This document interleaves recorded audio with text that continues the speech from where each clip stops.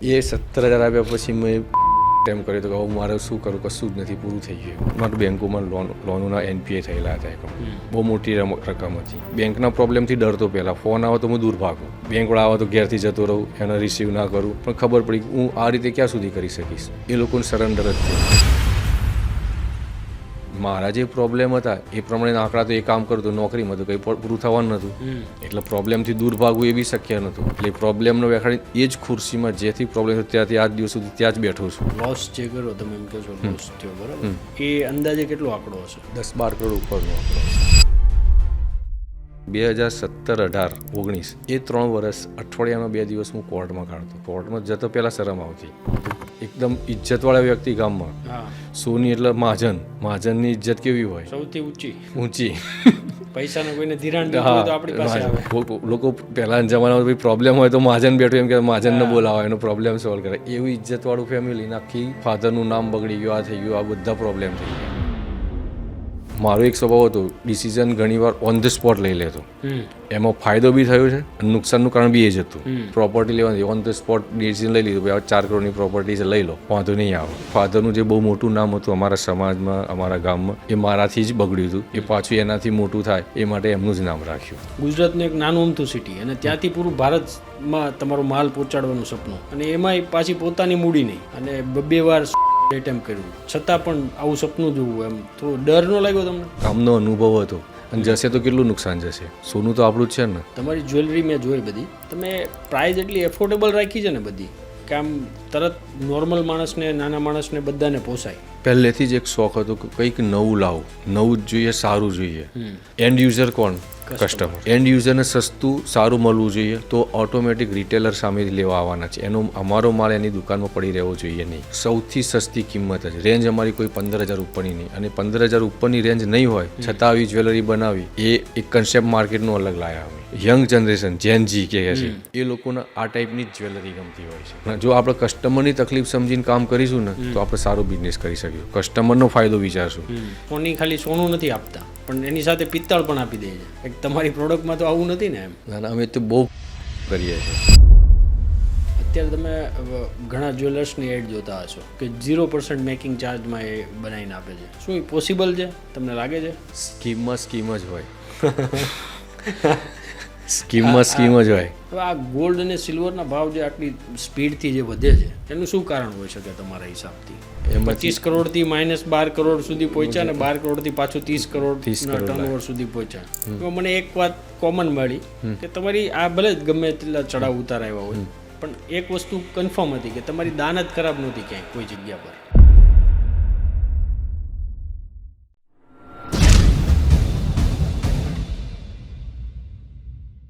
નમસ્કાર મિત્રો, આપનું સ્વાગત છે ટાઈગર ટોક્સમાં.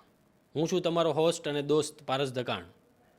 આ એક એવું પ્લેટફોર્મ છે જ્યાં તમને મળશે એવા લોકોની વાતો, જેમની સફર, તેમનો અનુભવ, તેમના સપના અને તેમને સ્ટ્રગલ, તેમની સક્સેસ આપશે તમને એક નવી દ્રષ્ટિ. અને આજના આપણા એપિસોડમાં આપણે વાત થશે ઘરેણાની ચમકથી લઈને બિઝનેસની શીખ સુધીની. આજના આપણા ગેસ્ટ એક એવી ઇન્ડસ્ટ્રીથી છે જે દુનિયાની સૌથી લક્ઝરી અને પ્રેશિયસ ઇન્ડસ્ટ્રી છે. હું વાત કરું છું ડાયમંડ અને ગોલ્ડ જ્વેલરી ઇન્ડસ્ટ્રીની. આપણો ભારત દેશ પહેલાં સોને કી ચીડિયા કહેવાતો, અને આપણે ભારતીયોને પહેલેથી સોનું ખૂબ પસંદ છે. આપણા માટે સોનાના દાગીના ફક્ત દાગીના નથી, પણ તે આપણી લાગણીઓથી જોડાયેલા છે. આજના આપણા એપિસોડમાં આપણે જ્વેલરીના દરેક પહેલુંને કવર કરવાની કોશિશ કરીશું. ગોલ્ડની પ્રાઇસ કેમ આટલી વધતી જાય છે, અત્યારે આ પ્રાઇઝની અંદર ગોલ્ડ લેવું જોઈએ કે નહીં, અત્યારના આટલા ઊંચા ભાવમાં ગોલ્ડ લેવું જોઈએ કે નહીં, ગોલ્ડની પ્રાઇસ આટલી જલ્દી વધી રહી છે તો શું તેમ આટલી જલ્દી ઘટી પણ જશે? આવા બધા જ સવાલના જવાબ આજના આપણા ગેસ્ટ પાસેથી આપણે જાણીશું, જે જ્વેલરી ઇન્ડસ્ટ્રીનું દુનિયામાં એક જાણીતું નામ છે, અને આ ઇન્ડસ્ટ્રીમાં તે વર્ષોથી જોડાયેલા છે, અને જ્વેલરીની દુનિયામાં તેમણે ઘણા ઇનોવેશન પણ કર્યા છે. એમની સફર તમારા માટે એક પ્રેરણારૂપ બની રહેશે. તો આજના આપણા ગેસ્ટ એવા ડાયમંડ જ્વેલરીના હોલસેલર એવા ગોપાલભાઈ સોની પાસેથી આપણે જાણવાની કોશિશ કરીશું. તો ચાલો શરૂ કરીએ ટાઈગર ટોક્સ વિથ પારસ દકાણ. સ્વાગત છે ગોપાલભાઈ તમારું મારા શોમાં. નમસ્તે. કેમ લાગે છે તમને શોમાં આવીને આજે?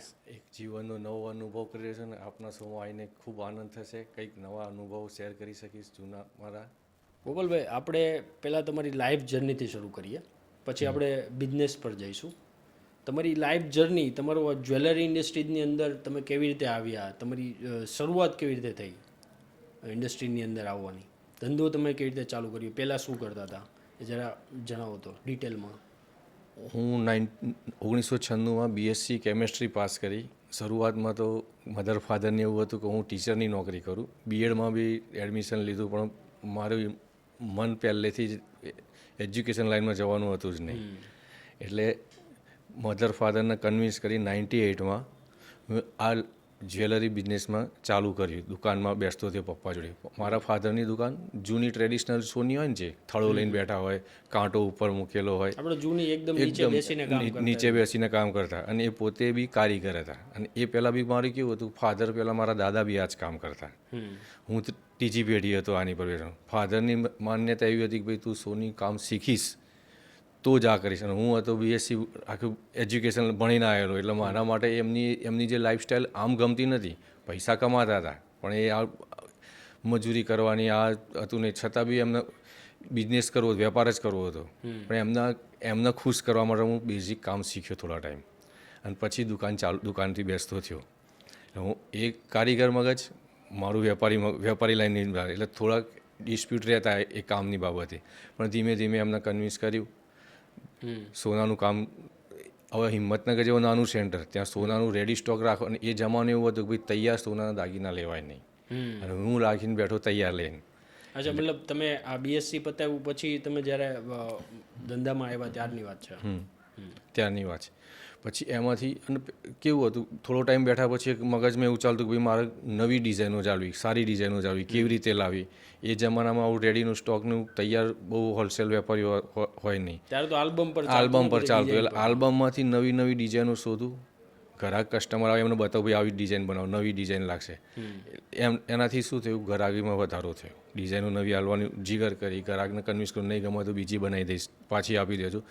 અને ગ્રાહકી બાંધેલી જ ગ્રાહકી હતી. કેવું હોય, પેઢી દર પેઢીથી આવતા હોય, 2 પેઢીથી ગ્રાહક અમારા ત્યાં જ હોય. એટલે આ રીતે ગ્રાહકી પછી હું ગ્રાહકનું વિશ્વાસ જીતવા લાગ્યો, વધી ગયો. ફાધર કરતા પછી મારી જોડે એમના જ ગ્રાહક, એમના જ સંબંધો, કામમાં મારી જોડે જ વાત કરે, એમની જોડે બંધ થઈ ગયા. એટલે આ એક શોખ જ હતો મારો, ભાઈ નવું કામ કેવી રીતે આપવું, નવી ડિઝાઇનો ક્યાંથી લાવી. પછી જાતે કામ કરવાનું ચાલુ કરાવડાવ્યું. હવે જાતે કામ કરતું થોડું જાણકાર હતું, એટલે પછી વર્કશોપ ચાલુ કર્યું મેં. 2001માં વર્કશોપ ચાલુ કર્યું. ત્યાં 8-10 બંગાળી કારીગરો રાખતા, બધું જ અમારે જાતે જ બધું બનાવવાનું, પ્રોડક્શન ચાલુ કર્યું. એ પહેલાં થોડું ફાધર જૂની ડિઝાઇન, બંગાળી કારીગરો આવી ગયા, ઘાટકામ અલગ પ્રકારનું થયું, જે આપણા ગુજરાતી ટ્રેડિશનલ સોની હોય એ કામ કરતા નહીં. એટલે એ બંગાળીઓને રાખી કામ ચાલુ કરી, બંગાળી કારીગરો રાખીને. એ લગભગ ચલાવ્યું 5-10 વર્ષ એવી રીતે ચલાવ્યું. પણ એ દરમિયાન પેલું એક શોખ હતો કે ભાઈ નવી ડિઝાઇનો કેવી રીતે લાવી. એ ટાઈમે લગભગ 2006-07માં નવો ટ્રેન્ડ ચાલુ થયો, બ્રાન્ડેડ જ્વેલરી કંપનીઓ માર્કેટમાં આવી. અગ્નિ, ઇસ્તા, ઉત્સવ, નક્ષત્ર, આ ગીતાંજલિ ગ્રુપ, એ બધું એ ટાઈમે સ્ટાર્ટિંગ હતું. એ મેં 2007થી પહેલું અગ્નિનું કામ ચાલુ કર્યું, અગ્નિ બ્રાન્ડનું. એ આમ જ્યારે કંપનીવાળા હાલવા આવ્યા ને ત્યારે એમને એમ લાગતું કે આવી દુકાનમાં કે આવા નાના સેન્ટરમાં આ વસ્તુ આપણી ચાલશે નહીં. જે મોટા શોરૂમવાળા, મોટા સેન્ટરવાળા બી નહોતા ચલાવતા. એ હિંમત કરીને જ્યારે એમને પહેલી વખત માલ આપ્યો ને ત્યારે એક મેનેજર મૂકીને ગયા કંપનીવાળા. એમને એવું થયું કે સાલું આ દુકાનવાળા આ ભાઈએ લીધું તો છે પણ ચાલશે નહીં ચાલતા, આપણે એમને ફસાવો નથી, એની જોડે માલ પાછો લઈ લઈશું. પણ એટલે તમે તમારી રીતે રિસ્ક લઈને એક આદત જ હતી, નવું કામ જોઈએ, ક્લાસિક કામ જોઈએ, એમ કંઈક વેરાયટી જોઈએ. એ શોખ હતો ને એ શોખનો આમાં મારું પૂરો થાય એવું લાગ્યું, ભાઈ હું કંઈક લોકોને નવું આપી શકીશ. હિંમતનગર જેવા નાના સેન્ટરમાં બી આ વસ્તુ ચલાવવા લાગ્યો હું. જ્યારે બીજી દુકાનો કોઈ બી આના હાથ જ ના લાગ્યો. એનું કારણ એવું હતું કે ભાઈ આ વસ્તુ, આ માર્કેટનો ગોલ્ડ રેટ 10,000નો હોય તો એનો ગોલ્ડ રેટ હોય 18,000, અને એ બી 18 કેરેટ પાછું. એટલું મોંઘું હતું, છતાં બી હું મારા કસ્ટમર જે મારી ગુડવિલ બનાવી, વિશ્વાસ જીતેલો, એના પર સોલિડ ચાલવા લાગ્યું. અને એવું બનવા લાગ્યું કંપનીનું, ગુજરાતનું એ ટાઈમનું હાઈએસ્ટ રિટેલ કાઉન્ટર મારું હિંમતનગરની એ નાની દુકાન થઈ ગઈ. અને જોવા તો એકદમ નાના થળા જેવી દુકાન, પણ માલ આંખો બંધ કરીને જાય. હવે આ બધી કંપનીઓ કે પ્રમોશનલ સ્કીમો ચલાવતી એ ટાઈમે. પ્રમોશનલ સ્કીમો ચલાવે, વર્ષનું આટલું ટાર્ગેટ સેલ કરો તો દર વર્ષે મને કંપની ગાડી આપતી એક. હા કે ટાર્ગેટ તમારું ટાર્ગેટ એચીવ થાય. એક બ્રાન્ડનું ના થાય, આવી બધી બ્રાન્ડમાં થવા લાગ્યું. અને એમાં 2-3 કંપની તો આખું ટોપ લેવલના ટાર્ગેટ પૂરા કર્યા. આમાં પછી ઓર આગળ વધવા ચાલુ કંપની બી મને પ્રમોશન કરવા લાગી, હું બી એમને કરવા લાગ્યો. એમાં એક્ઝિબિશનો કર્યા અમે 2009, 10, 11માં. એ બી એક ગામમાં અમારા જે સેન્ટરમાં નવું જ હતું, પણ આ બધું B2C. એક્ઝિબિશન એટલે કેવી રીતે કર્યા આમ? દરેક બ્રાન્ડના અમે સ્ટોલ બનાવતા. પછી જે હોલસેલમાં જે હોય દાખલા ચેનો હોય, બેંગલ્સવાળા હોય, સેટવાળા હોય, એ લોકોના અલગ અલગ કાઉન્ટર બધાના દરેક આઇટમ વાઇઝ સ્ટોલ બનાવતા અને આખા ગામના દરેક વ્યક્તિનું ઇન્વિટેશન આપતા. મતલબ તમારી પ્રોડક્ટ બધી મારી અને એક હોલમાં કરવાની, કેટેગરી વાઇઝ અલગ સ્ટોલ બનાવવાના અને એનું એક્ઝિબિશન કરવાનું, એનું એક્ઝિબિશન કરવાનું, ગામમાં ઇન્વિટેશન આપવાનું, એડવર્ટાઇઝમેન્ટ કરતા. એ વખતે આવું સોશિયલ મીડિયા નહોતું ને, દુકાને ઘેર જઈને બધાને પત્રિકાઓ આપ્યો હતો કસ્ટમરોને. આમ ટોળા લાગતા હતા, લોકો નવું લાગવા લાગ્યું. અને એ ટાઈમે આવું સોશિયલ મીડિયા એડ નથી, પર્સનલી જઈને ઇન્વિટેશન આપતા. અને એવું આખા બધે આ બ્રાન્ડવાળાના બધા વેપારીઓ બી નવું લાગ્યું.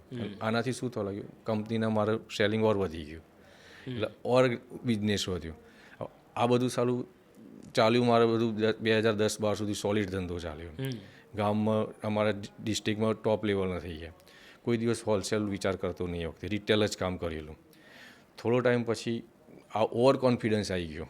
અને એક નાની ઉંમરે કોન્ફિડન્સ, હું એટલે શું, મારો તો ધંધો જોરદાર, એટલે ડેરિંગ કરવાની ઓર હિંમત ખુલવા લાગી. પણ એમાં અમુક 4-5 ડિસિઝનો ખોટા લેવાયા 2014-15માં. ત્યાંથી મારું પાછું ડાઉનફ્લો ચાલુ થયો, ફોલ ડાઉન આવી ગયો, બહુ પ્રોબ્લેમ આવી ગયો. પછી જે ગુડવિલ કમાયો હતો, જે પ્રોપર્ટી વસાઈ હતી, જે મિલકત હતી, જે દુકાનનો માલ હતો, બધું ઝીરો થઈ ગયું. હા, તમે અત્યારે જે બધું ચાલતું હતું ત્યારે કેટલું ટર્નઓવર હશે અંદાજે? ત્યારે પર ડે મિનિમમ 100 ગ્રામનું સેલિંગ હતું. મિનિમમ 100 ગ્રામનું રિટેલ સેલિંગ થતું હતું. ઊંચું જોવાનો ટાઈમ જ નહીં, પણ અને ઓવર કોન્ફિડન્સથી કામ કરે જ જતો. એટલે રિટેલમાં મહિનાનું 3 કિલો જેવું થયું, 3 કિલો કામ થતું, 35-36 કિલો થયું વર્ષ. હા, વર્ષનું આરામથી એટલું થતું, કદાચ એનાથી વધી બી જતું હશે, એટલું બધું કામ થવા લાગ્યું. 20-25 કરોડ જેવું આપણે પકડી શકીએ આજની એવું આરામથી વર્ષનું એ સમયના ભાવને આપણે હિસાબ કરીએ તો 25 કરોડ થાય એવું કામ થતું હતું. અને એવી એકલા હાથે જ કામ કરતો હતો. એ મારા વાઈફને અમે બંને જણ જ આખું દુકાન હેન્ડલિંગ કરતા. પણ શું થયું, આ 14-15માં થોડાક ડિસિઝન ખોટા લેવાય. ઓવર કોન્ફિડન્સ, વધારે પડતું ડેરિંગ ખુલી ગયા. આ ટાઈપના જે ધંધા કર્યા એમાં આપણે એટલે શું જે કરીએ એ બધું સીધું જ પડે, એવો એક કોન્ફિડન્સ ઓવર થઈ ગયો હતો. અને એ વખત બી મારું પેશન, મારો શોખ જ બિઝનેસ. નવી વસ્તુ ક્યાંથી લાવી, કેવી રીતે વેચવી, ગામમાં કોઈના ના મળે એ જ મારા ત્યાં મળવું જોઈએ. અને મારા ત્યાં હવે પહેલું મારા ત્યાં જ હોવું જોઈએ, બીજે ક્યાંનો. આજે બધા અંદરના જે આપણું જે કેવું કહેવાય કોન્ફિડન્સના, હું જ શું, હું પ્રણું આવી ગયો આ ટાઈમે. એમાં ડિસિઝનો બધા રોંગ થાય. એ બધું ચાલવાનું છે, હું લાવું, હું ચલાવું, એ જ ચાલવાનું છે, મારી જોડે જ પહેલું આવું છે. આ એક આપણો અંદરનો અભિમાન આવી ગયેલો. એમાં ઓવર કોન્ફિડન્સ લિમિટ બહાર વધી ગયો. અને ઉંમર નાની, આગળ પાછળ આપણું કોઈ એ નહીં, એમાં ડિસિઝન જે ખોટા લેવાયા, એમાં જે હું 15-20 વર્ષની મહેનતમાં જે કમાયો હતો, જે કમાયો હતો, એ બધું મારું પાછું વહી ગયું, જતું રહ્યું, બધું ઝીરો થઈ ગયું. અને એ દરમિયાન બી પાછા જે ડિસિઝન લેવાયા એ ખોટા જ લેવાતા ગયા. હવે અત્યાર સુધી ખરાબ સમય ચાલુ થાય એટલે તમારી જોડે તમારું બધું મગજ કામ કરતું બંધ થઈ જાય, ફ્રસ્ટ્રેટ થઈ જાવ. એટલે ડિસિઝન એમાં 2015-16માં હું બિલકુલ ઝીરો નહીં પણ માઇનસ થવા લાગ્યો. બરાબર. એ ટાઈમ એવું હતું કે જે લોકો જોડે હું મારા ફેમિલીમાં નામાં સૌથી ટોપ પર હતો, બધાથી નીચે ગયો. કોઈ પહેલાં તો માનવા જ તૈયાર નહીં, સ્વીકારવા જ તૈયાર નહીં. પછી બધા આપણી ભૂલો જ જોવા લાગ્યા. પડતી હોય એટલે બધા ભૂલો જ, આ નહીં થાય. એમાં ને એમાં એટલો બધો પ્રોબ્લેમ થયો, કોઈને કહી શકું નહીં, કોઈ સમજી શકે નહીં. દરેક આ થાય મરવાના જ વિચાર ચાલુ થઈ ગયા.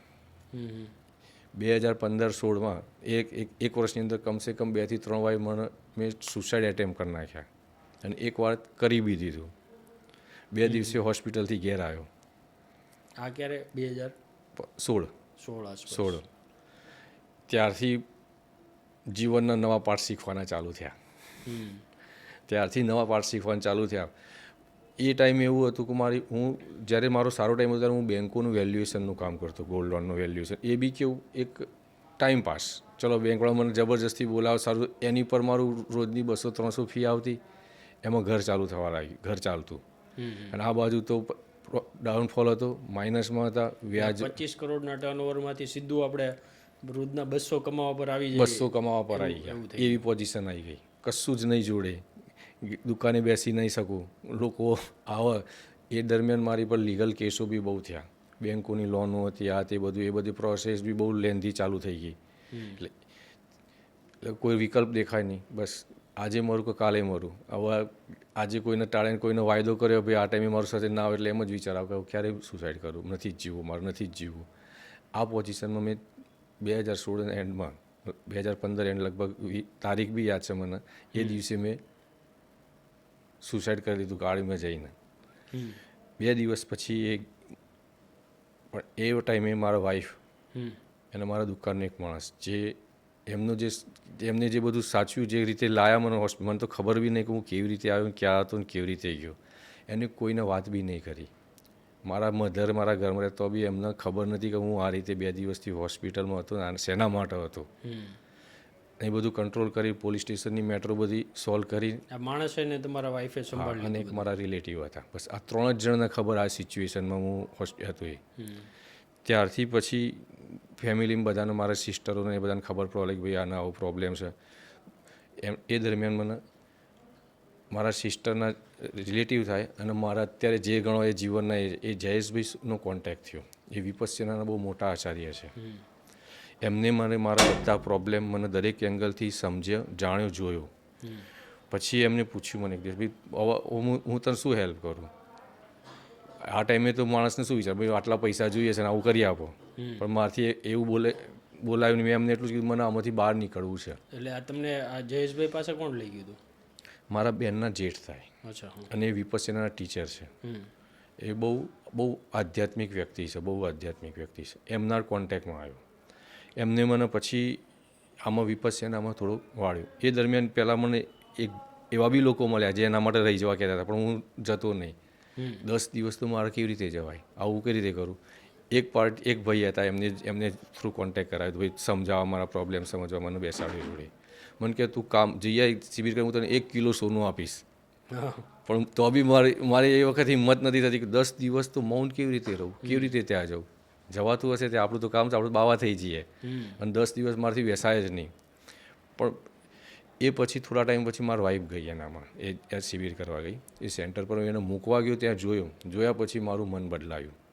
એની જેવી શિબિર પછી તરત જ બીજી શિબિર ચાલુ થતી 2 દિવસ પછી, એમાં લાગ્યો. બસ ત્યાંથી મારું જીવન બદલાવાની શરૂઆત થઈ. શરૂઆત એટલે કેવી રીતે થઈ ભાઈ, એનાથી મને મારા વિશે થોડી સમજ આવી, પ્રોબ્લેમો ટેકલ કરવાની સમજ આવી, મને મારી ભૂલો દેખાવા લાગી.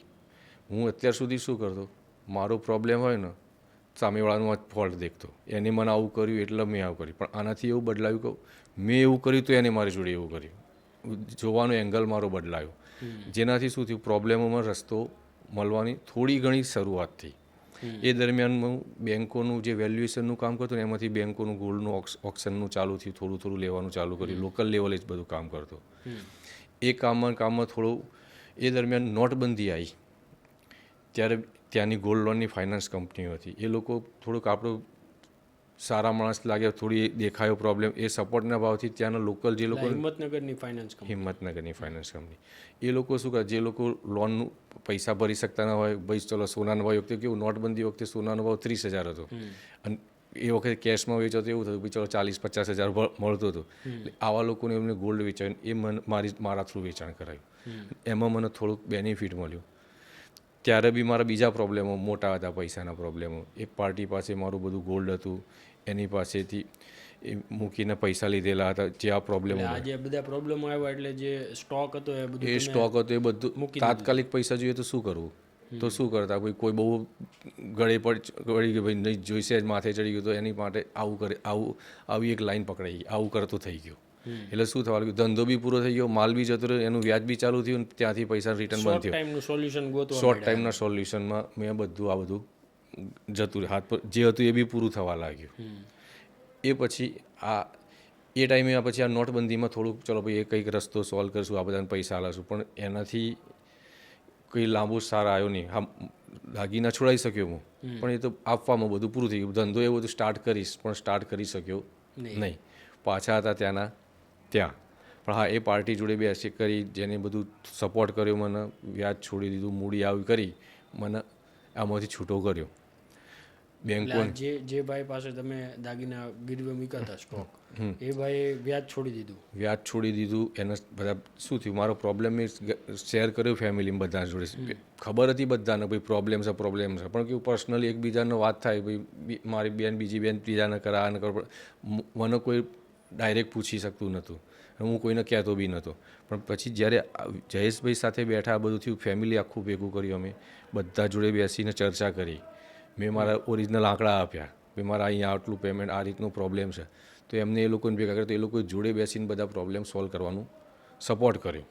એટલે કહેવાનો મતલબ કે હું છુપાવતો તો કશું ના કરી શકતો. જ્યારે ફેમિલી એક થાય છે, સપોર્ટ કરે, તો એ લોકોની કોઈની કેપેસિટી નથી કે આટલું બધું કરે. બધા મિડલ લેવલના જ ફેમિલીમાં હતા, પણ છતાં એ લોકોના સપોર્ટથી કોઈને કન્વિન્સ કરી આવ્યા, કોઈને સમજાયા, એમ કરતાં કરતાં એમાંથી આ 1.5-2 કરોડનો મોટો એ 3.5-4 કિલો ગોલ્ડ હતું, એ બધું કરીને એમાંથી મને સોલ્વ કરાવી આપ્યું. પણ તો બી એ લાયા પછી તો પાછું આપવામાં જતું રહ્યું, પાછો ધંધો સેટ થયો નહીં.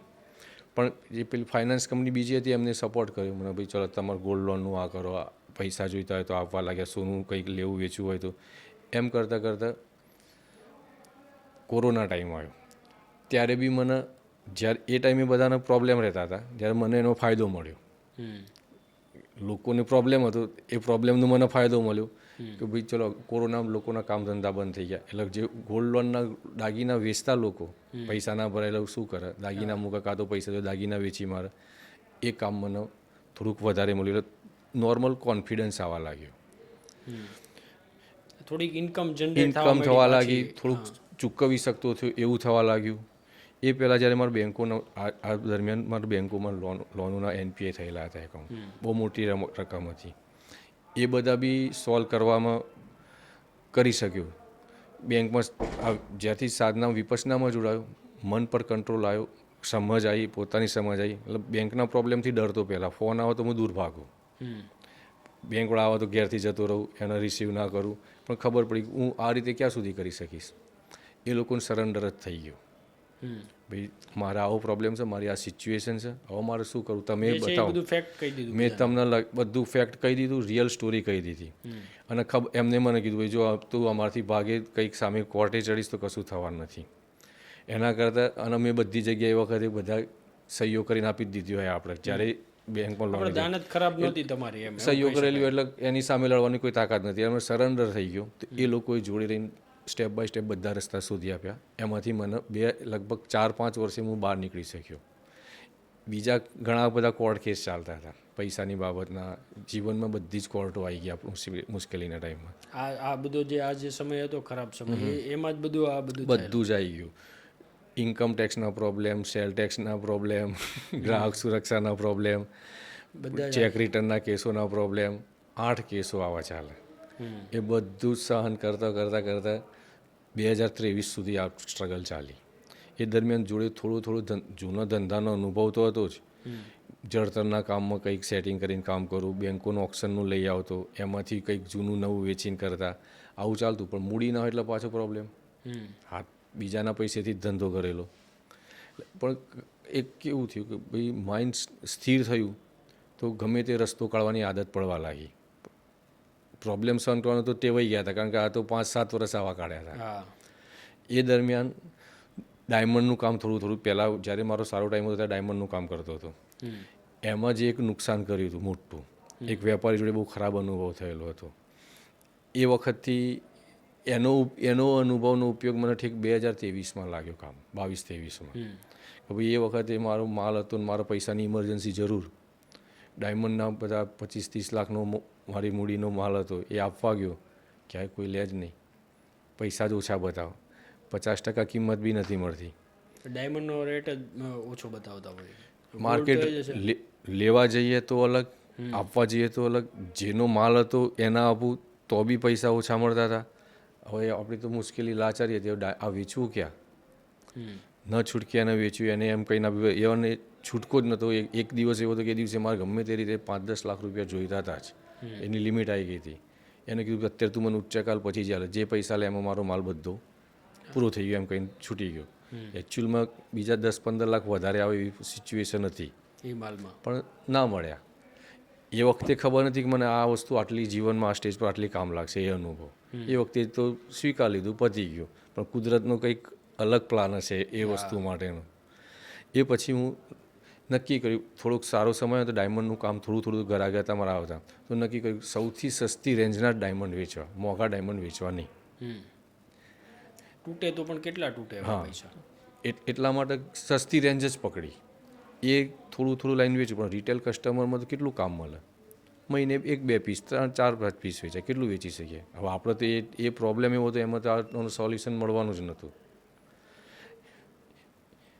પછી એના પરથી થોડી સસ્તી રેન્જ લાવવા માટે રિયલ ડાયમંડ, નેચરલ ડાયમંડ, હવે સોલિટાયર ડાયમંડ એવી વસ્તુ બનાવવાની કે જે સોલિટાયર ડાયમંડ આવે એની જગ્યાએ લેબ ગ્રોન વાપરવાનો વિચાર આવ્યો. પણ એક મિત્ર હતો, એને બતાવ્યો મોઝોનાઇટ મને, કે આવું મોઝોનાઇટ ડાયમંડ આવે છે ને બહુ સસ્તા આવે છે, ચાઇનાના ડાયમંડ છે ને આવું હોય છે ને રિયલ ડાયમંડ જેવા લાગે. જોયું, થોડો ડાયમંડનો નોર્મલ અનુભવ હતો, એટલો માસ્ટર તો હતો નહીં, પણ જોયું હારું આ તો રિયલ ડાયમંડ જેવું લાગે. જૂના ત્યાં પછી ફાયરિંગ બી એવું છે, તો જ્યાં માનો કેરેટના ડાયમંડ નાખવાના હોય, ઇયરિંગો બનાવું એવું કંઈ બનાવું તો એ સેન્ટર પીસ મોઝોનાઇટ મૂકવાનું અને સાઈડના નેચરલ વાપરવાના, અને પછી એમ કરીને વેચતો, એટલે સારું થોડું પ્રોફિટ મળવા લાગ્યો. પણ તો બી રિટેલમાં તો એક તમારું ટર્નઓવરનું લિમિટેશન આવી જાય, કસ્ટમરને લિમિટેશન, કસ્ટમરનો ફાયદો થાય, પણ એમાં એટલું બધું નાના સેન્ટર હતું, વોલ્યુમ ના મળે, કસ્ટમર એટલા ના મળે, સમજણવાળા ના મળે. તો બી એમ ચલાવતા ચલાવતા પછી એમ થયું કે ચલો થોડીક એક ડાયમંડની નો સ્પિન ચાલુ કરી આની. એ અલગ અલગ વસ્તુ તો લાવવી પડે, સતત વસ્તુ. નો સ્પિન ચાલુ કરી 10 પીસ બનાવો. એમાં એક મારા મિત્ર છે જે નો સ્પિનનું સોનામાં હોલસેલ કરતા હતા. એને એક વખત મને પૂછવા કે ગોપાલભાઈ મારે ડાયમંડની નો સ્પિન બનાવી છે, મેં મારા જોડે છે બતાવું તને. એ વસ્તુ એને જોઈ એટલે મને કહે છે યાર કેટલા પીસ પડ્યા છે તમે, જે હોય આપી દો. મેં કીધું અત્યારે તો 3-4 જ પીસ પડ્યા છે, પણ મારે બીજા બનાવવા આપ્યા છે, એ આવશે તો તને આ ક્યાં જે આવે મને આપી દેજો, મારા ચાલશે એ વસ્તુ. એનું આ વાક્ય મેં ક્લિક થઈ ગયું મને કે આ વસ્તુ હોલસેલવાળા ભાઈ હતા. અને તમે રિટેલનું કરતા હતા, 5 જ પીસ જે હોય બધા બીજા હોય બી આપી દેજો. એના વસ્તુ કન્સેપ્ટ નવો લાગ્યો અને કંઈક જુદું લાગ્યું. હવે એને ખબર નથી કે આ કયા રીતના ડાયમંડ ક્યાંથી આવે, કારણ કે એ વખત 3 વર્ષ પહેલાં તો નવી જ વસ્તુ હતી. નવી વસ્તુ હતી એટલે આપણી મનાવડી કુદરતી મળી ગયેલી વસ્તુ હાથમાં આવી ગઈ હતી, આ કામ આવું છે. એટલે એ વસ્તુ મેં બીજા 50-100 પીસ બનાવ્યા. એને કીધું મને 50 પીસ હોય તો આપી દેજો. 100 પીસ બનાવ્યા, 100 બનીને આવ્યા, 100 લઈ લીધા એની. એટલે મગજમાં પાકી એક વાત ક્લિક થઈ ગઈ, આ વસ્તુ મારી ચાલશે. પણ એ વખતે ખબર નથી કે આ વસ્તુ આટલા લેવલથી લાવશે મને. એના પરથી મારા કેવું કોઈ મારા અમુક રિલેટિવ હતા, ભાઈ કહીશ ભાઈ મારું ઇમોશનલ કાર્ડ ખેલ્યું એ વખતે, ભાઈ હું આ નો સ્પિનનું આવું નાનું કામ ચાલુ કરું છું, તમે મને સપોર્ટ કરજો. એટલે બધાને 25-30 પીસ દુકાને આપ્યા સપોર્ટના ભાવથી. ઇમોશનલી એ કીધું એટલે એમને લીધા ખરા, પણ તો બી કેવું ડિઝાઇનનું કામ એટલું બધું હતું નહીં, કે જે મગજમાં કન્સેપ્ટ હતો કે હું દરેકનું આ રીતે આપીશ એ બધું ક્લિયર થતું નહોતું. જો પાછું એમાં બી કંઈ મળ્યું નહીં. પછી આ તમે બહાર બનાવતા ત્યારે? બહાર બનાવતો નોર્મલ કારીગરો પાસે, ડાયમંડનું જે બંગાળી કારીગરો કામ કરતા એમાં બી પછી અટકી ગયું ટર્નઓવર, કંઈ એટલું મોટું મળવા લાગ્યું નહીં. એટલે પછી આપણે ચાલુ કર્યું એમાં થોડીક જ્વેલરી, બીજી આઈટમ, ભાઈ વીંટી બનાવી, બુટ્ટી બનાવી, ચલો આપણે રિટેલ કસ્ટમરમાં વેચાશે. પણ રિટેલ ધંધો આવે એટલે એનું વોલ્યુમનું લિમિટેશન આવી જાય. બીજું કોઈ કામ મારી પાસે હોય નહીં, પાછી પૈસાનો પ્રોબ્લેમ, પૈસા હોય નહીં, બીજા જોડેથી લાયા હોય, કામ કરીને પાછું વેચી કરવાનું. અત્યારે જે ચાલુ કર્યું આ ખરાબ સમય પછી, એમાં કોઈ ફંડિંગ આપ્યું હતું ત્યારે તમને કે કેવી રીતે હતું એ ટાઈમે? તો આ બધું કેવી રીતે કર્યું તમે? ધીરે ધીરે ક્યાંયથી ટેમ્પરરી ફંડિંગ મળે ખરું, પણ ટેમ્પરરી. એના પાછળ દરેકનો હિસાબ આપવો પડે, કારણ કે દરેક આપણો પ્રોબ્લેમ હોય એટલે દરેક આપણને એમ દ્રષ્ટિકોણ અલગ જ હોય. ભાઈ આને આપીશું તો આપણું શું, દરેક વ્યક્તિને આપણું શું એ પ્રોબ્લેમ તો હોય જ. એટલે આપો તો તરત પાછળ આપણી પર વોચ રાખે, કેટલું લાયા, કેમ વેચ્યું, કેટલું વેચ્યું, તરત પાછળ લે. એટલે એક પ્રકારના સ્ટ્રેસમાં જ રહેવાતું. પણ હવે આપણે કામ કરવું શું. એ દરમિયાન મને ઘણા એવી સલાહ આપી હતી, ભાઈ તમે ગામ છોડ દો, દેશ છોડ દો, બીજે જતા રહો. હું જવું ક્યાં એ ટાઈમે? મારી પાસે બીજો કોઈ વિકલ્પ જ નથી, કારણ કે બીજું કોઈ કામ કરું તો મને કંઈ મળવા આવડતું નથી, કરીશું અને પાછું મારા જે પ્રોબ્લેમ હતા એ પ્રમાણે આંકડા તો એ કામ કરું તો નોકરીમાં તો કંઈ પૂરું થવાનું નહોતું, એટલે પ્રોબ્લેમથી દૂર ભાગવું એ બી શક્ય નહોતું. એટલે પ્રોબ્લેમનો વેખાડીને એ જ ખુરશીમાં જેથી પ્રોબ્લેમ થયો ત્યાંથી આજ દિવસ સુધી ત્યાં જ બેઠો છું. એ જ ખુરશીમાં બેસું નક્કી કર્યું ભાઈ હું ગામ તો છોડીને, કારણ કે મને ગમે તે લોહીમાં વેપાર ધંધો તો હતો જ, અનુભવ બી હતો, એટલે ગમે તે કમાઈ તો લેતો હતો જ. એટલે આ જ લાઈન પકડવી, બીજી લાઈનમાં મારું કોઈ કામ નથી. મેં મારી જિંદગીમાં પહેલાં બી થોડો સ્વભાવ અંદરથી ઈગોવાળો એક તો હતો જ, હું કોઈની અંડરમાં કામ કરીશ નહીં અને કર્યું બી નહોતું.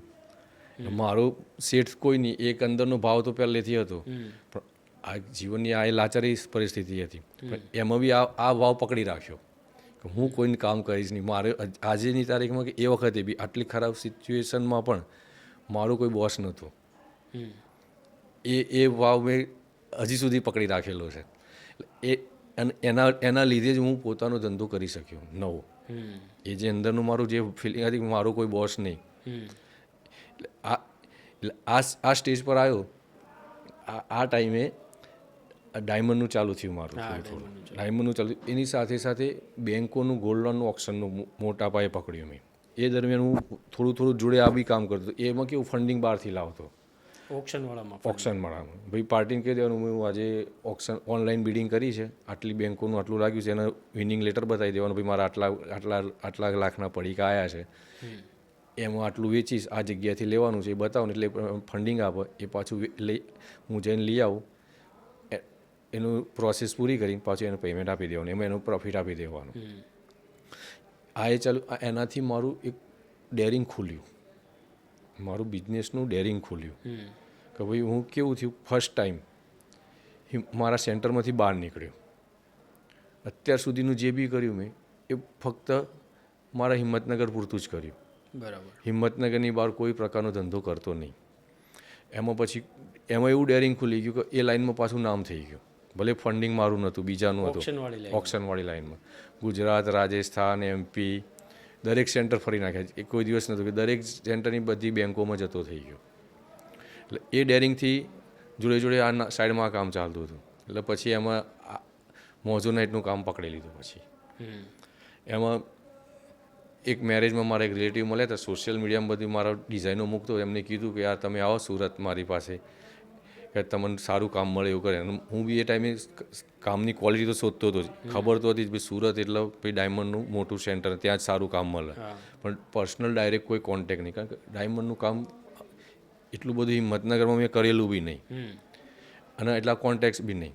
આપણું સેલ કરેલું, કંપનીનું લઈને સેલ કરી દેવાનું, કંપની આલે જે ભાવ કે વેચી દેવાનું. ભાવનું ડાયમંડ ઓળખવાની કોઈ નોલેજ જ નહીં, પણ ડેરિંગનો સ્વભાવ હતો, ડાયમંડ વેચી દેતા. 5,000ની વસ્તુ પેલું 25,000 કહીને આપતો તો બી વેચી દેતા હતા, અને 25,000ની વસ્તુ હોય ને 20,000માં તો એ બી વેચી દેતા હતા. એટલે એક ડેરિંગ પહેલેથી હતું સ્વભાવમાં. એટલે એ દરમિયાન આજે મળ્યા, એ રિલેટિવ મળ્યા, એમને કોન્ટેક્ટ કરાય. એ બી પાછું 6 મહિના તો પાછી વાત એમને ભાઈ 6 મહિના પછી આપણો કોન્ટેક્ટ થયો. લગભગ ફેબ્રુઆરીમાં વાત થઈ, જૂન જુલાઈમાં કોન્ટેક્ટ થયો.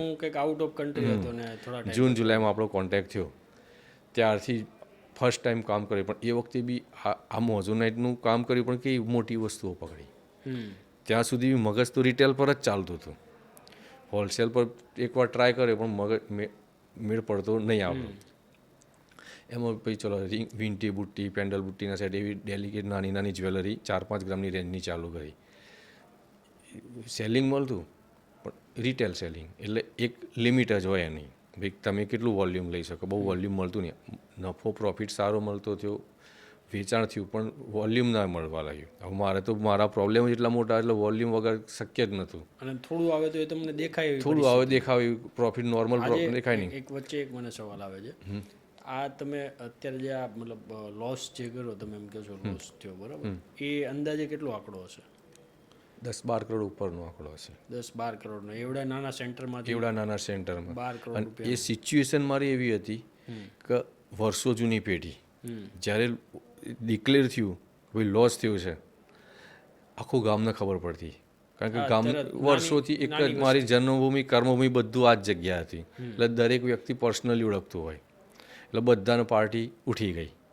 એક ટાઈમ એવી સિચ્યુએશન છે આ બધા પ્રોબ્લેમમાંથી બચવા મેં નાદારી નોંધાવવી પડે ને એની કોર્ટની પ્રોસેસ શરૂઆત કરી હતી, જેનાથી શું થાય પછી લીગલ નવા કેસો ના થાય. એ સિચ્યુએશન બી એ વખતે આખી આવી ગઈ હતી મારા માટે. પણ એ બધું પછી ના કર્યું, પણ એ પ્રોસેસ બી કરવાની સિચ્યુએશન હતી, એટલો મોટો લોસ હતો. અત્યારે બધા વિચારો આવતા હોય ને આપણને. પ્રોસેસ ચાલુ કરી હતી. કેમ અમુક લોકો એવી સલાહ આપી મને કે ભાઈ હવે શું થાય, લીગલ મેટરો વધી જાય તો પછી પ્રોબ્લેમ થાય. અને એ ટાઈમે એવું થતું 2017, 18, 19 એ 3 વર્ષ અઠવાડિયામાં 2 દિવસ હું કોર્ટમાં કાઢતો. 2 વર્ષ 2-3 વર્ષ 8 કેસો એટલે દરેક મહિને એક મુદત પડે, એટલે મહિનાની 4-5 મુદતો તો ભરવી જ પડે. અને એમાં 2-3 વસ્તુ એવી સારું મારા વાઈફના નામનું બિચારી એના કારણ વગર કોર્ટના ધક્કા ખાવા પડે. એનો બી પછી તો ડેરિંગ આવી ગયું, કંઈ નહીં ચલો આદત પડી ગઈ ને. આવી સિચ્યુએશન હતી એટલે ગામમાં બધાને જતા બી કોર્ટમાં જતા પહેલાં શરમ આવતી. આપણે તો એકદમ ઇજ્જતવાળા વ્યક્તિ ગામમાં, સોની એટલે મહાજન. મહાજનની ઇજ્જત કેવી હોય? સૌથી ઊંચી. પૈસાનો કોઈને ધિરાણ દીધું હોય તો આપણી પાસે આવે. લોકો પહેલાંના જમાનામાં પ્રોબ્લેમ હોય તો મહાજન બેઠું એમ કે મહાજનને બોલાવો, એનો પ્રોબ્લેમ સોલ્વ કરે. એવું ઇજ્જતવાળું ફેમિલીને આખી ફાધરનું નામ બગડી ગયું, આ થઈ ગયું, આ બધા પ્રોબ્લેમ થઈ ગયા. ફાધર તો બીજા એક્સપાયર થઈ ગયા હતા, પણ મારી પેઢી એમના નામે જ ચાલે.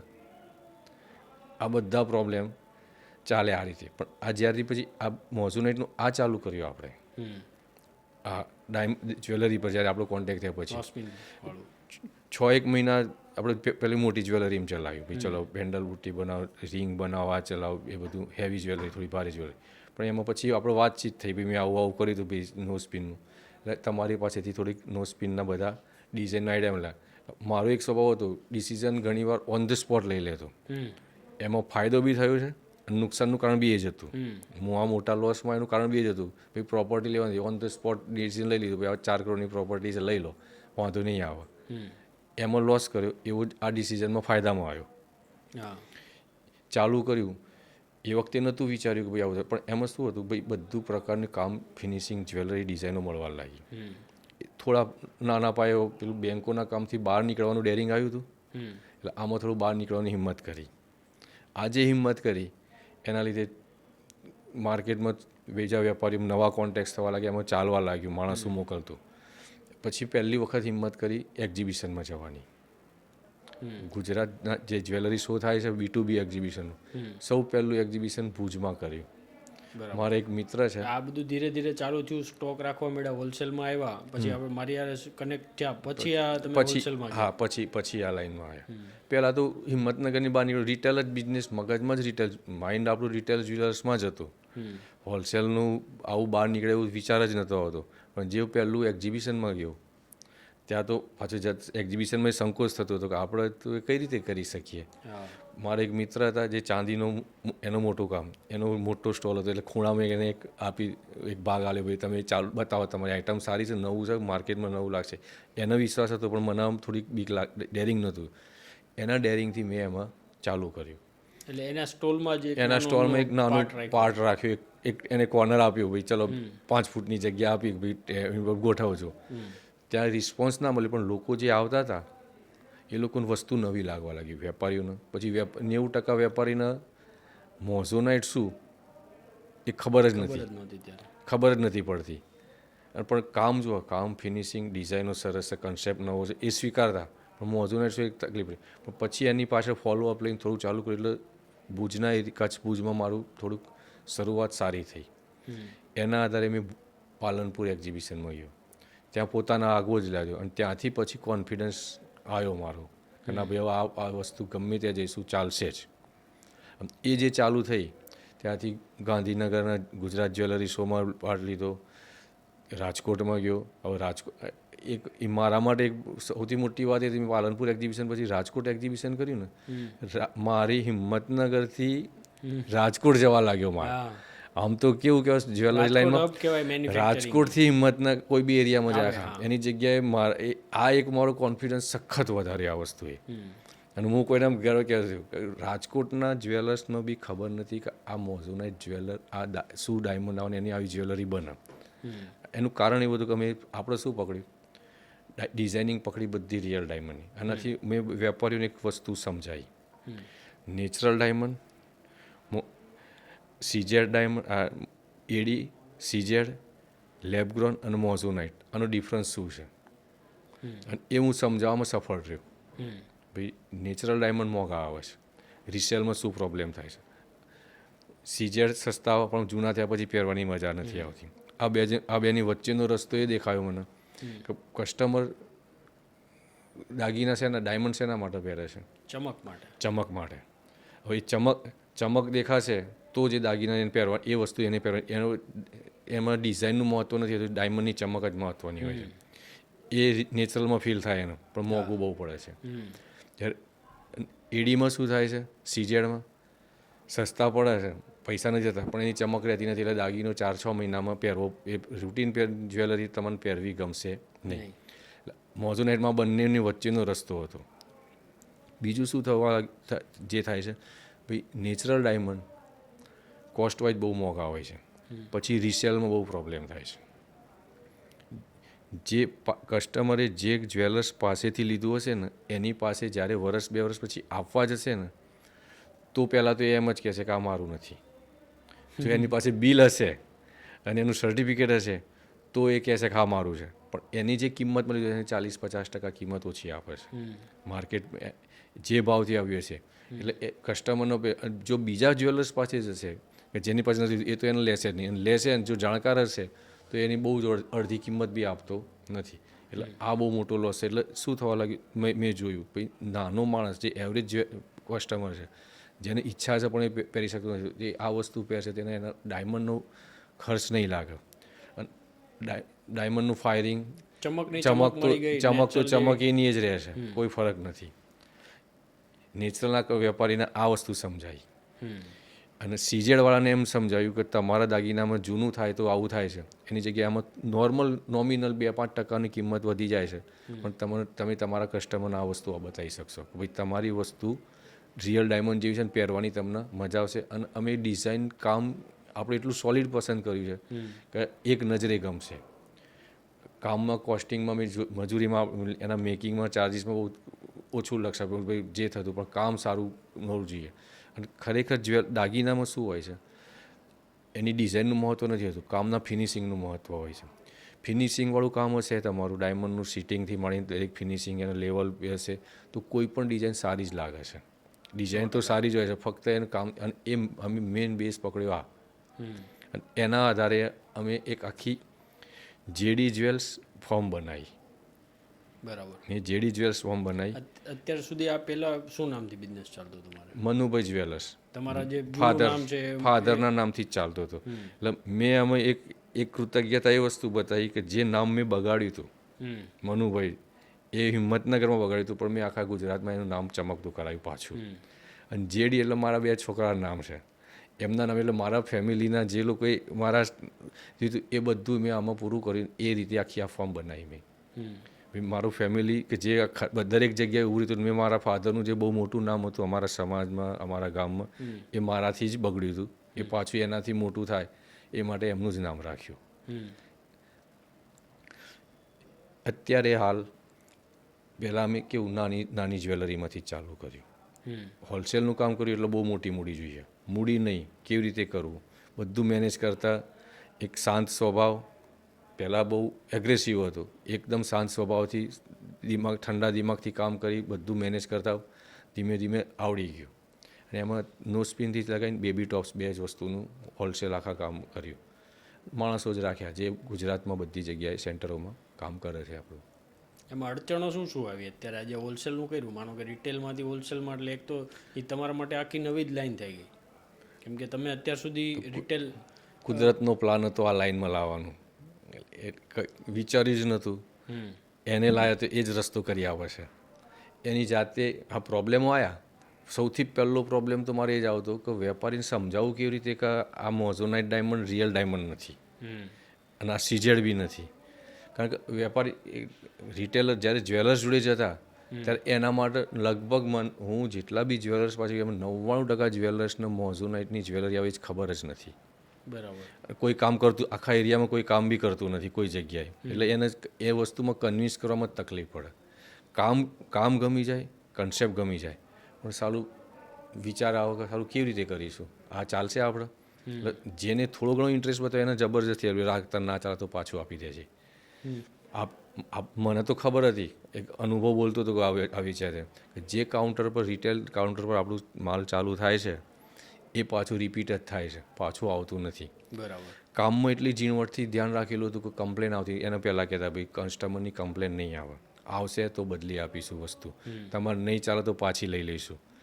આ રીતે કરીને કાઉન્ટરો ચાલુ કર્યા. મોઝોનાઇટ ડાયમંડનું રિયલ નેચરલ ડાયમંડ સીઝરનો ડિફરન્સ સમજાવવાની સૌથી મોટો પ્રોબ્લેમ મારા આ બ્રાન્ડ ચલાવવામાં આ તકલીફ આવવા લાગી. પણ એ ધીમે ધીમે સોલ્વ થાય છે. કામ ગમે છે, કન્સેપ્ટ ગમે છે, અને એમાં સ્ટેપ બાય સ્ટેપ એમાંથી થોડીક હવે પેન્ડલ બુટ્ટીના સેટ, રિંગ ડેલી યુઝમાં થાય એવી સ્મોલ સેગમેન્ટ જ પકડ્યું. 5,000થી લગીને 15,000ની રેન્જ. બરાબર. ડાયમંડમાં આટલું તો ક્યાંય મળે જ નહીં, ના મળે કોઈ જગ્યાએ કામ ના મળે. રેટમાં તો હવે સાવ ન આટલા ઊંચા રેટમાં તો શક્ય જ નથી. એ વસ્તુ મૂકીએ છે એટલે એ હિસાબથી આ બ્રાન્ડ ચાલુ થઈ મારી, અને ચાલે છે સારું. ગુજરાતનું એક નાનું અમથું સિટી અને ત્યાંથી પૂરું ભારતમાં તમારો માલ પહોંચાડવાનું સપનું, અને એમાંય પાછી પોતાની મૂડી નહીં, અને 2 વાર સુસાઇડ એટેમ્પ કર્યું, છતાં પણ આવું સપનું જોવું, એમ થોડો ડર ન લાગ્યો તમને? એક નવું હાલવાનું ડિઝાઇન કામ નવું આપવાની વસ્તુ તો હતી જ. બીજું એક વખત સ્વીકારી લીધું, નુકસાન એટલું મોટું કર્યું હતું ને, નાની મૂડીથી જ ધંધો કરતા હતા એટલે એ મૂડી જશે તો નુકસાનમાં ભલે વધારે થતું, પણ કામ કરવું છે અને થોડુંક કામનો અનુભવ હતો એટલે એટલું એ ગળાઈ ગયા તો હતા, આટલું નુકસાન નથી. એટલે એક અનુભવ હતો, એક્સપિરિયન્સ હતો કે ભાઈ આ કામ ચાલશે, અને કામ ચાલે એ અનુભવના આધારે ડેરિંગ કર્યું આ બધી વસ્તુ. પણ વાંધો નહીં આવે, અને જશે તો કેટલું નુકસાન જશે. સોનું તો આપણું જ છે ને, મેકિંગનો કેલ્ક્યુલેટેડ રિસ્ક લીધું. અને એક જે જીવનમાં આવેલી વિપસ્યનાથી મારું ડેલી સવારથી એક સાધનામાં બેઠો એટલે દિવસનો પ્લાન થઈ જ જાય 1 કલાકમાં. આજે આવો કરવાનો, અને એ શાંત મને જે પ્લાન બને ને એક પ્રોપર જ બને છે. બરાબર. એનાથી શું રિસ્ક આવશે બંને બાજુ જોવાની આદત પડી ગઈ, પ્લસ માઇનસ બંને સાઈડ જોવાનું આદત આવી ગઈ હતી, અને એના લીધે લાગ્યું કે માઇનસ કરતાં પ્લસ સાઈડ વધારે છે, એટલે આ કામ કરી નાખ્યું. તમારી જ્વેલરી મેં જોઈ બધી, તમે પ્રાઇસ એટલી એફોર્ડેબલ રાખી છે ને બધી, કે આમ તરત નોર્મલ માણસને, નાના માણસને બધાને પોસાય. અને એની ડિઝાઇન પ્રોસેસ જે છે તમારી, જે ડિઝાઇનિંગ તમે જે પ્રોસેસ છે તમારી, કે સિલેક્ટ કરવાની, ડિઝાઇન પહેલાં ડેવલપ કરવાની, એ કઈ રીતે તમે મેનેજ કરો છો એની બધું? પહેલેથી જ એક શોખ હતો કે કંઈક નવું લાવું, નવું જ જોઈએ, સારું જોઈએ, અને બજારમાં કોઈ વેપારી ના વેચતા હોય એવી વસ્તુ શોધવી. એટલે આ બધા અનુભવ, આટલો બધો અનુભવોથી એક થયું કે ભાઈ પહેલાં તો સૌથી ચાલશે કઈ સસ્તી વસ્તુ, કિંમતમાં દરેક નાનામાં નાનો માણસ ડાયમંડનો શોખ પૂરો કઈ વસ્તુથી કરી શકે. બીજું કામનું ડિઝાઇન, ફિનિશિંગ. બીજું કારીગર સાથે આપણે એક ટ્યુનિંગ, ડિઝાઇન સિલેક્શન, કામ માટે સહેજ બી આગું પાછું નહીં થવાનું, વસ્તુ ડિઝાઇન ક્વોલિટી કામમાં, પૈસા માટે કરે એટલે સામેવાળું કામ આપણું કામ કરતાં કારીગર કે જે હોય ફેક્ટરીવાળા એ બી ધ્યાનથી સારી રીતે કામ આપવા લાગ્યા. એટલે કામમાં દરેક વસ્તુ ક્વોલિટી ચેક કરતા થયા. ડાયમંડનું કામ નોર્મલ કરતાં કોસ્ટિંગ વધારે તો બી ચિંતા ના કરી, નહીં પણ બસ કામ ફિનિશિંગ ક્વોલિટીવાળું જોઈએ, અને કસ્ટમરને પહેર્યા પછી લાગવું છે કંઈક અલગ વસ્તુ છે આપણું. આ રીતે દરેક એંગલ એના જોયા. તમારી જ્વેલરીમાં, તમારી ડિઝાઇનમાં એવું શું અલગ છે કે જે બાકીના જ્વેલર્સથી તમને અલગ બનાવતું હોય?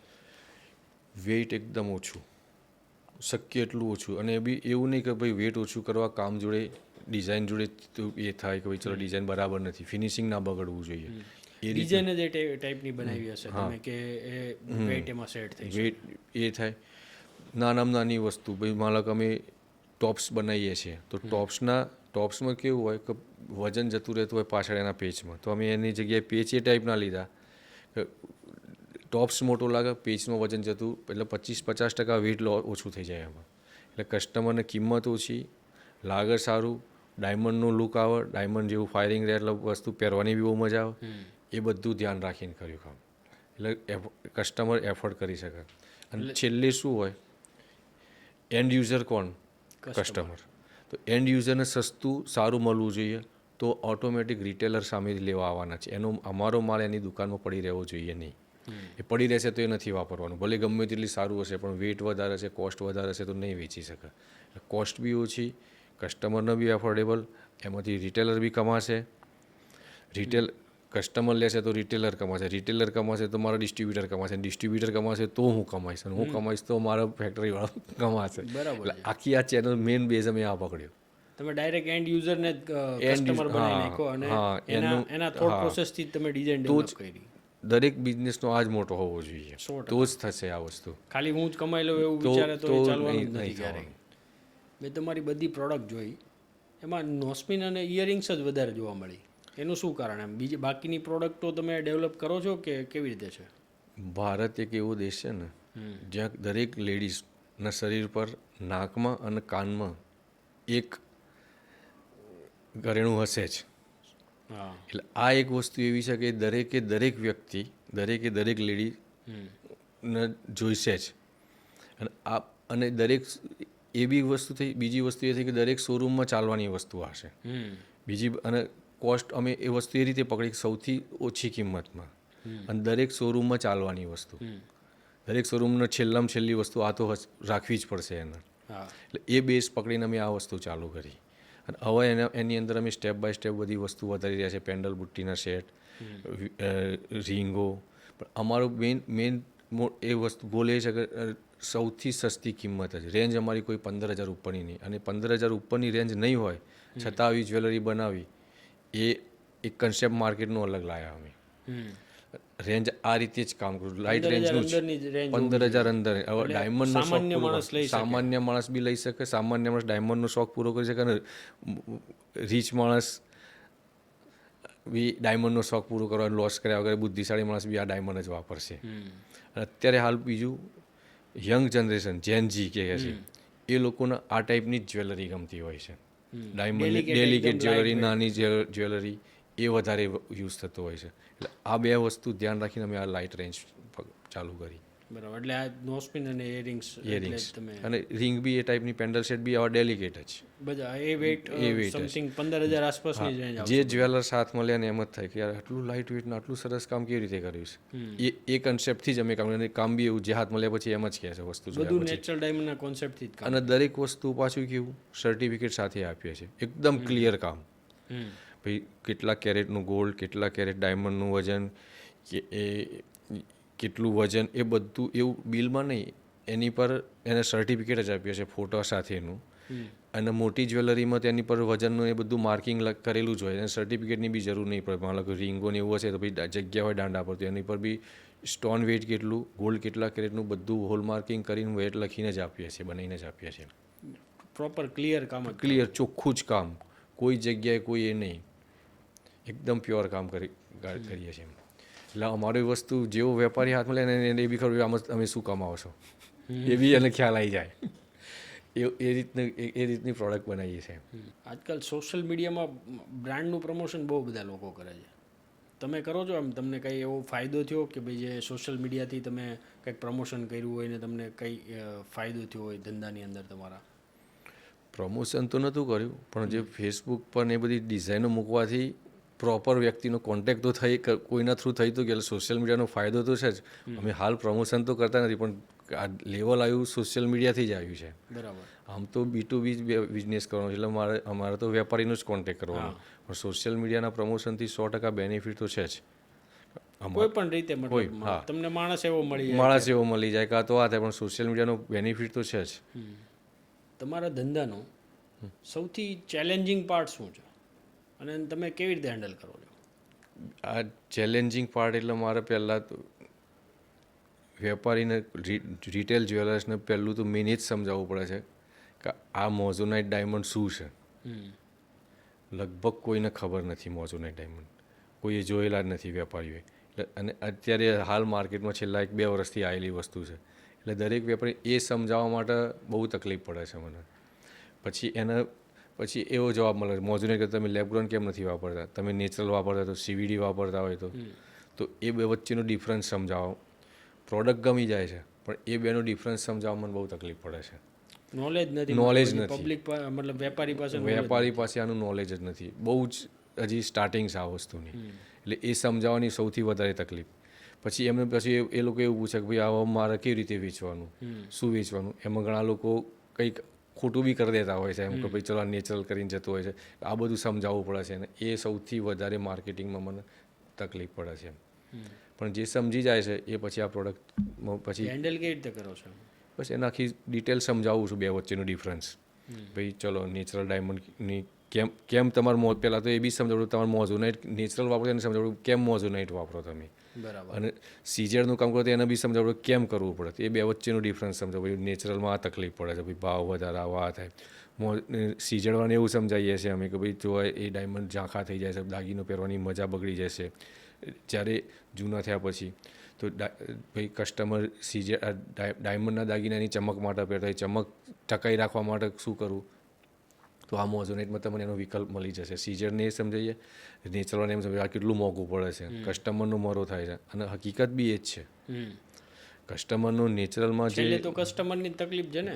જો આપણે કસ્ટમરની તકલીફ સમજીને કામ કરીશું ને તો આપણે સારો બિઝનેસ કરી શકીશું. કસ્ટમરનો ફાયદો વિચારશું. જ્યારે અમુક લોકો શું વિચાર મારો શું ફાયદો, હું વેચી એ શોર્ટ ટર્મ નફો લઈને નીકળી જાઉં એવું એ શોર્ટ ટર્મ નફો છે. એને બીજી વાર કસ્ટમર ત્યાં નહીં આવે. બીજી વાર કસ્ટમર બિચારો એમાંથી ઉડતો શું થાય છે, જ્યારે રિસેલનો વારો આવે છે નેચરલ ડાયમંડ પહેરવાના જ છોડી દે છે. આમાં એને એ પ્રોબ્લેમ નહીં આવે તો ડાયમંડનું કામ વધારે વધશે, સીઝર આનું કામ વધારે વધશે. બાકી જે કસ્ટમર ડાયમંડની જ્વેલરી લેવાવાળો મળશે જ્યારે માર્કેટમાં રિસેલ માટે જાય છે, એને પછી બીજી વાર મારા અનુભવ પ્રમાણે ડાયમંડનો શોખ છોડી દીધો છે. કારણ કે એનું કારણ છે, ખ્યાલ આવી જાય કે ભાઈ આમાં તો આટલો બધો લોસ થઈ ગયો, આટલો બધો લોસ થાય છે, એટલે એ શોખ જ છોડી દે છે ડાયમંડ જ્વેલરી પહેરવાનું. નેચરલમાં કેમ કસ્ટમર ઓછા છે એનું કારણ જ આ છે સાહેબ. ડાયમંડ જ્વેલરી કે પ્લેન ગોલ્ડ જ્વેલરી, આ બંનેમાં વધારે શું ચાલે છે અત્યારે માર્કેટમાં? લોકો વધારે એમ શેના તરફ આકર્ષાય છે? નાના ગામડાઓમાં સેન્ટરોમાં પ્લેન જ્વેલરી ચાલે છે. પછી જે યંગ જનરેશન છે એને તો ડાયમંડ જ્વેલરી જ જોઈએ છે, એને એ જ ગમે છે. રૂટીન પહેરવામાં ચમક દેખાવી જોઈએ, પીળું સોનું ગમતું નથી.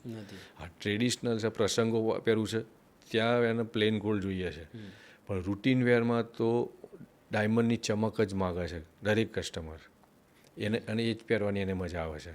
યલો ગોલ્ડ હવે ટ્રેન્ડ પૂરો થઈ ગયો. બરાબર. પહેલાં એવું હતું કે ભાઈ પીળું સોનું આપણને એ સોની સારો, એ વાત ઇતિહાસ થઈ ગયો. એક બીજો સવાલ મને મગજમાં આવે છે કે આપણે અત્યારે તમે જુઓ ને તો હવે જ્વેલરીનો બધો બિઝનેસ છે ને નાના સેન્ટરથી સિટી તરફ વળતો જાય છે. કે લોકોને માનો કે કંઈ મેરેજ હોય કોઈના ઘરે તો એ લોકો સિટીમાં ખરીદી કરવા માટે જાય છે. નાના સેન્ટરનું એટલું મહત્ત્વ જ નથી. પહેલાં કેવું હતું કે ભાઈ તમે કીધું એમ કે ભાઈ એક પેઢી, બે પેઢી, ત્રણ પેઢી આપણા જૂના બાંધેલા કસ્ટમરો હતા. એનું શું કારણ એમ? હવે અત્યારે તમે નાના સેન્ટરથી અત્યારે ધંધો કરો છો, તમે આ ઇસ્યુ ફેસ કરેલો હશે, તો એનું શું કારણ? હોલમાર્ક આવ્યું ને, હોલમાર્ક આવ્યું એ નાના ગામડાઓની ગ્રાહકી પૂરી કરી આપી. એનું કારણ ગવર્મેન્ટને જે પ્રોપર પ્લાનિંગથી હોલમાર્ક ના આવે નહીં. પહેલાં શું હતું કે ઇન્ડિયામાં કોઈ બી ખૂણામાં રહેતો હોય, અમારા ગામનો માણસ હોય ને એટલે એ ગમે ત્યાં જાય, એ ગામડામાં એના દેશમાં આવે, એના વતનમાં આવે, વતનના સોની જોડે જ કરાવતો કામ. એ સોની ખોટું કામ નહોતા કરતા, પણ એ ટાઈમની પદ્ધતિ પ્રમાણે કામ કરતા હતા. ભાઈ એ ટાઈમે કેવું રાયમાં કામ ચાલતું, પીળું સોનું દેખાવું જોઈએ પણ એનું જારણથી કામ કરતા. એટલે કેવું થાય ભાઈ દાગીનો 80, 75, 82 ટચનો બેસતો. જારણ એટલે કે શું ડિટેલ? જે શોલ્ડરિંગ થાય ને, જે શોલ્ડરિંગ થાય એ નીચા સોનામાંથી બનતું, મતલબ 30, 40, 50 ટચના. એનાથી એટલે વેસ્ટ પડતો. જ્યારે દાગીનો થોડો તે અંદર મિક્સ થાય એટલે એ ઘટતું. પણ એ ટાઈમે કેવું હતું મજૂરી ઓછી લેતા હતા, પણ આ થતું હતું. બરાબર. હવે આ સરકારે કેવું કર્યું 2012-13 પછી હોલમાર્કનું પ્રમોશન કર્યું. ભાઈ હોલ પેપરોમાં આલી, મીડિયામાં બધી જાહેરાતો કરી, ભાઈ દાગીના 916ના લેવા, આટલા કેરેટના જ લેવા, એની પર આવું કરાવું. એ કરી ખરી, લોકોને અવેરનેસ આવી ખરી, પણ એવા સેન્ટરો બનાવ્યા નહીં. માનો કે હું હિંમતનગર છું, પણ મારે હોલમાર્ક પર આવવું હોય તો અમદાવાદ આવવું પડે. એટલે એ લઈને આવવાનું, પછી હોલમાર્કમાં આપવાના 2 થી 3 દિવસ લાગે, પછી આવે, પાછું પેલો હોલમાર્કવાળો સીધું હોય તો જલ્દી કરી આપો, નહીં તો ટાઈમ લાગે, કારણ કે એ સેન્ટર બી અમદાવાદ ઓછા હતા. એટલે આટલા બધા એરિયાના ઉત્તર ગુજરાતમાં આખું અમદાવાદ જ સેન્ટર, બીજે ક્યાંય નહીં. એટલે આજુબાજુના કેટલાય લોકો આવતા હોય. એટલે જ્વેલર્સને એ થવા લાગ્યું. અને અહીં મીડિયામાં ફૂલ જાહેરાતો થવા લાગી. એટલે શું થવા લાગ્યું, હવે મોટા શોરૂમો હતા એ લોકોના પહેલાં એ એક ટાઈમ એવો હતો કે એ લોકો જોડે કેવું, કોઈ લોકો તૈયાર લેતા નહીં. તૈયાર ના લે, સોનાની ગેરંટી શું, ઓળખીતા નથી. જે ઓળખાણ વગર આપણાથી ના લેવાય સોનું, વિશ્વાસુ પાર્ટી પાસેથી જ લેવાય. ઓળખીતા હોય તો આપણે કંઈક પ્રોબ્લેમ થાય તો કહી શકીએ. એ જે ટ્રેન્ડ ચાલતો હતો એ હોલમાર્કથી બદલાવા લાગ્યો. પછી દાગીનો હોલમાર્કવાળો જ લેવો છે, ચાલો, એ લોકોને બધી ફેસિલિટી મળી ગઈ, હોલમાર્ક પ્રોપર મળવા લાગ્યું, આ લાગ્યું. જ્યારે અમારા નાના ગામડામાં શું હતું, એક એક્ઝામ્પલ આલું, ભાઈ દાગીને બનાવાય તો ભાઈ મનુભાઈને ત્યાં દાગીનો બને, મારી પેઢીમાં તો ગેરંટી મારી પેઢીની હતી, મારા નામની હતી, મારા નામના સિક્કાની ગેરંટી હતી. એ હવે હું શું કરવા લાગ્યો, આ જાહેરાત થવા લાગી એટલે જો ભાઈ અમે હોલમાર્કવાળો આપીએ છીએ, અમારા દાગીના હોલમાર્કવાળા જ આવે છે. એટલે મેં જાતે જ મારી ગેરંટી પૂરી કરી, હોલમાર્કની ગેરંટી આપવાની. એટલે આપણે નામથી ચાલતું, પહેલાં મારી ગેરંટીથી કસ્ટમર આવતું હતું. એટલે ધીમે ધીમે શું થવા લાગ્યું, એનું પ્રમાણ શરૂઆતમાં તો બી ગરાગી રહેવા લાગી એ લોકોને, પણ ધીમે ધીમે એવું થવા લાગ્યું કે ભાઈ હોલમાર્કવાળા અમે આ બી આપણે વર્ષોથી જે છે એ બી હોલમાર્કની ગેરંટી આપે છે, તો આપણને આપણા સેન્ટર ત્યાં મળે છે, ક્યાં સ્પેશિયલ દાગીના બનાવવા આપણે ગામડે જવું નથી, એને કહેવું ના કરવું. એટલે પછી ત્યાંથી એ વળી ગયું. ધીરે ધીરે કસ્ટમર એ બાજુ વળવા લાગ્યું. કસ્ટમરને કેવું, એકવાર જે પેઢીનું પગથિયું ચડે એ બીજી વાર પછી ઇઝી ચડી જશે. એક કસ્ટમર ઓછું થવા લાગ્યું. એટલે આ તો કોર્પોરેટ કંપનીઓ હતી, મોટા લોકો, મોટી મૂડીવાળા હોય, એટલે આ લોકોને ઘરાગી વધી એટલે એ લોકો સ્ટોક વધાર્યો. આ બાજુ અહીં આ જૂની પેઢીઓને શું થવા લાગ્યું, ગામડાની તૈયાર હોય નહીં, ઓછો સ્ટોક હોય, એટલે એ લોકો જે હતા એમાંથી બિઝનેસમાં ટર્નઓવરમાં પાછા પડવા લાગ્યા, એમનું કામ ઓછું થવા લાગ્યું. એટલે એ કરતાં કરતાં આજે એવી દશા આવી 10 વર્ષે કે બધું એક ટ્રેન્ડ થઈ ગયો. ભાઈ લગ્નના પ્રસંગ આવ્યો તો દાગીના તો મોટા શોરૂમમાંથી જ લેવા પડે, મોટું કામ છે, મોટું કામ છે, એટલે મોટે તરફ ખેંચાઈ ગયું. હોલમાર્કનું પ્રોપર વેમાં થયું હોત, નાના સેન્ટરોમાં બી હોલમાર્ક સેન્ટરો ફટાફટ આપ્યા હોત તો આ રીતની પોઝિશન જે ગામડા ખલાસ થઈ ગયા એ ના થાત. જે બધા બિઝનેસમાં જ દશા છે, એ આમાં બી આ ઇન્ડસ્ટ્રીમાં જે દશા થઈ. ઓલી કહેવત હતી ને પેલા કે ખોટી પડી ગઈ અત્યારે, કે ભાઈ સોની આણંદ અને દરજી ત્રણ વસ્તુ બદલવી નહીં, ત્રણ લોકોને ક્યારે નહીં બદલવાના. પણ આ હોલમાર્ક સિસ્ટમ પછી HUID પાછળ આવે. HUIDમાં તો ઓર પ્રોબ્લેમ, દાગીના આપો તો 2-2, 4-4, 5-5 દિવસે એનું ઓનલાઈન પેલું એ કરવાનું, એનું લેઝર મેન્ટેન કરવું, એ બધું બહુ પ્રોબ્લેમ થવા લાગે. મોટા શોરૂમમાં તો સ્ટાફ હોય, મેન્ટેન કરી શકે, એવરેજ દુકાનો કેવી રીતે કરી શકે આ બધું. આ બધા કારણથી નાના સેન્ટરોના ધંધા પૂરા થઈ ગયા. તમે આજે તમારું હોલસેલનું કામ છે, તો બલ્કમાં જે ઓર્ડર આવે, તમે મતલબ બલ્કમાં જે ઓર્ડર બહારથી જ બનાવો છો તમે, તો એને મેન્ટેન કેવી રીતે કરો છો, એની ક્વોલિટી કેવી રીતે મેન્ટેન કરો છો? કેમ કે મેં જનરલી જોયું છે કે તમારું એકવાર સેટ થઈ જાય ને કોઈ પણ સપ્લાયર સાથે કામ, તો એ સ્ટાર્ટિંગમાં તો બરાબર આવતું હોય, પણ પછી ધીરે ધીરે કામ ખરાબ આવતું હોય, અથવા તો એમાં કાંઈ પણ ચેન્જીસ આવવા મળે ને એવું બધું થતું હોય છે. તમારી સાથે એવું બન્યું ક્યારેક? ના, અમારે હજી સુધી તો એવું થતું નથી, અને એના માટે પૂરેપૂરું ધ્યાન રાખીએ છીએ. અને બીજી વસ્તુ, જેની સાથે કામ કરીએ છીએ, આપણે જે કામ કરીએ છીએ એ કામ કરનાર બી જો એનું પૂરેપૂરું વળતર રહેતું હોય તો એ બી દરેક એંગલથી કામનું ધ્યાન રાખશે, કામમાં પ્રોબ્લેમ ના હોય. અત્યારે હાલ હું એટલું ગેરંટીથી કહું કે મારું જે કામ છે, અમે 10,000 પીસ વેચતા હશું ને તો એમાં 5 પીસ બી રિટર્ન તો આવ્યા જ નથી. એ જે પ્રોબ્લેમ હશે એ દુકાન આવતા પહેલાં જ અમે જોઈ લીધા છે, તો રિજેક્ટ કર્યા છે. બાકી ગયેલો માલ પાછો હજી સુધી આવ્યો નથી. એનું સીટિંગ એ ટાઈપનું હોય છે, કામનું ફિનિશિંગ એવું હોય છે, પેચમાં એટલું ધ્યાન રાખવામાં આવે છે, એને દાંડામાં એટલું ધ્યાન રાખીને એ રીતનું કામ થયું છે. હજી સુધી એક પ્રોબ્લેમ આવ્યો નથી. એ એક પ્લસ પોઈન્ટ છે અમારી સાથે. કદાચ આવ્યું હોય તો બી તમે, અને આવો તો વેપારી કંઈ જ આપીએ છીએ. કોઈ બી નીકળી ગયું જૂનું હશે ને જો અમારી પાસે સ્ટોકમાં હાજર પીસ છે, તમે on the spot piece to piece change કરી આપશો. આવું કોઈ વેપારી ગેરંટી આપતો નથી, કારણ કે અમારે કશું નહીં, એ પીસ ચેન્જ કરીને રિફિનિશિંગ કરી અમારે તો નવામાં જ, પણ વેપારીને કોન્ફિડન્સ રહેશે એનાથી. રિટેલરના દિલ ખોલીને વેચે કે ના બી એમાં ચિંતા નથી, વેચો. અમે એ પોલિસીથી કામ કરીએ છીએ. મને એક કહેવત યાદ આવે છે આની ઉપર. આપણે પહેલાં જૂનું કહેતા ખબર છે કે ભાઈ સોની ખાલી સોનું નથી આપતા, પણ એની સાથે પિત્તળ પણ આપી દે છે. એક તમારી પ્રોડક્ટમાં તો આવું નથી ને? એમ ના ના, અમે તો બહુ ક્લિયર કામ કરીએ છીએ. દરેક વસ્તુનું એની પર માર્કિંગ કરેલું હોય છે, કેટલું. ઇવન અમે તો નાનામાં નાના સ્ટોનનું વજન બી એ કેટલું છે એ બી લખીને એના સર્ટિફિકેટમાં આપીએ છીએ. અને રીંગોમાં તો એનું વજન એની ઉપર જ લખીએ છીએ, એટલે કોઈ બી જગ્યાએ ક્યાંય બી બતાવે અને એ ખ્યાલ આવી જ જાય કે આમાં કેટલું સ્ટોન વેટ છે, કેટલું સોનું છે, કેટલા કેરેટનું સોનું છે, એ બધું ક્લિયર જ કામ કરીએ છીએ. એટલે મેં કીધું કે ભાઈ અમારું વસ્તુ હાથમાં જાય એટલે વેપારીને કે કસ્ટમરને ખ્યાલ આવી જાય કે આમાં કેટલી એનું price કદાચ તમારી પાસે એને વેચવું હોય અને તમારી પાસે ન આવે, ડાયરેક્ટ કોઈ બીજા બીજા બી પાસે પાસે જાય તો પણ જાય એને તો પૂરા પૈસા મળી જાય. સામેવાળા જ્વેલર્સને બી ખ્યાલ આવી જાય કે આમાં કેટલા ગ્રામ સોનું છે અને કેટલું ડાયમંડનું વજન છે. એ બધું એની ઉપર લેઝર માર્કિંગ જ કરેલું હોય છે. અત્યારે તમે ઘણા જ્વેલર્સની એડ જોતા હશો કે 0% મેકિંગ ચાર્જમાં એ બનાવીને આપે છે. શું એ પોસિબલ છે તમને લાગે છે? અને જો હોય તો શું બીજા જ્વેલર્સવાળા છેતરપિંડી કરે છે કે ભાઈ હાલો મેકિંગ ચાર્જ 15-20% લઈને લોકો સાથે છેતરપિંડી કરે છે? સ્કીમ જ હોય. સ્કીમ જ હોય. મોટી વાત કરી નાખી તમે. એ તમારી સ્કીમ કરે છે, કસ્ટમર આપણને સ્કીમ બતાવે છે, પણ આપણી સ્કીમ થઈ જાય છે એમાં. આ રીતે કોઈ દિવસ શક્ય નથી. એ ફક્ત પોતાના શોરૂમ પર બોલાવવા માટે એક પ્રોપરગેન્ડા જ બનાવે છે. ભાઈ તમે ગમે તે કરીને આવો. એવી વસ્તુ બતાવશે કદાચ કે એમાં સ્ટોનનું વજન વધારે હોય, સ્ટોન લેસ ઓછા હોય, જીએસટી અલગ રીતે લગાવતા હોય, જે ભાવ હોય માર્કેટ ભાવથી ભાવ વધારે લગાવતા હોય.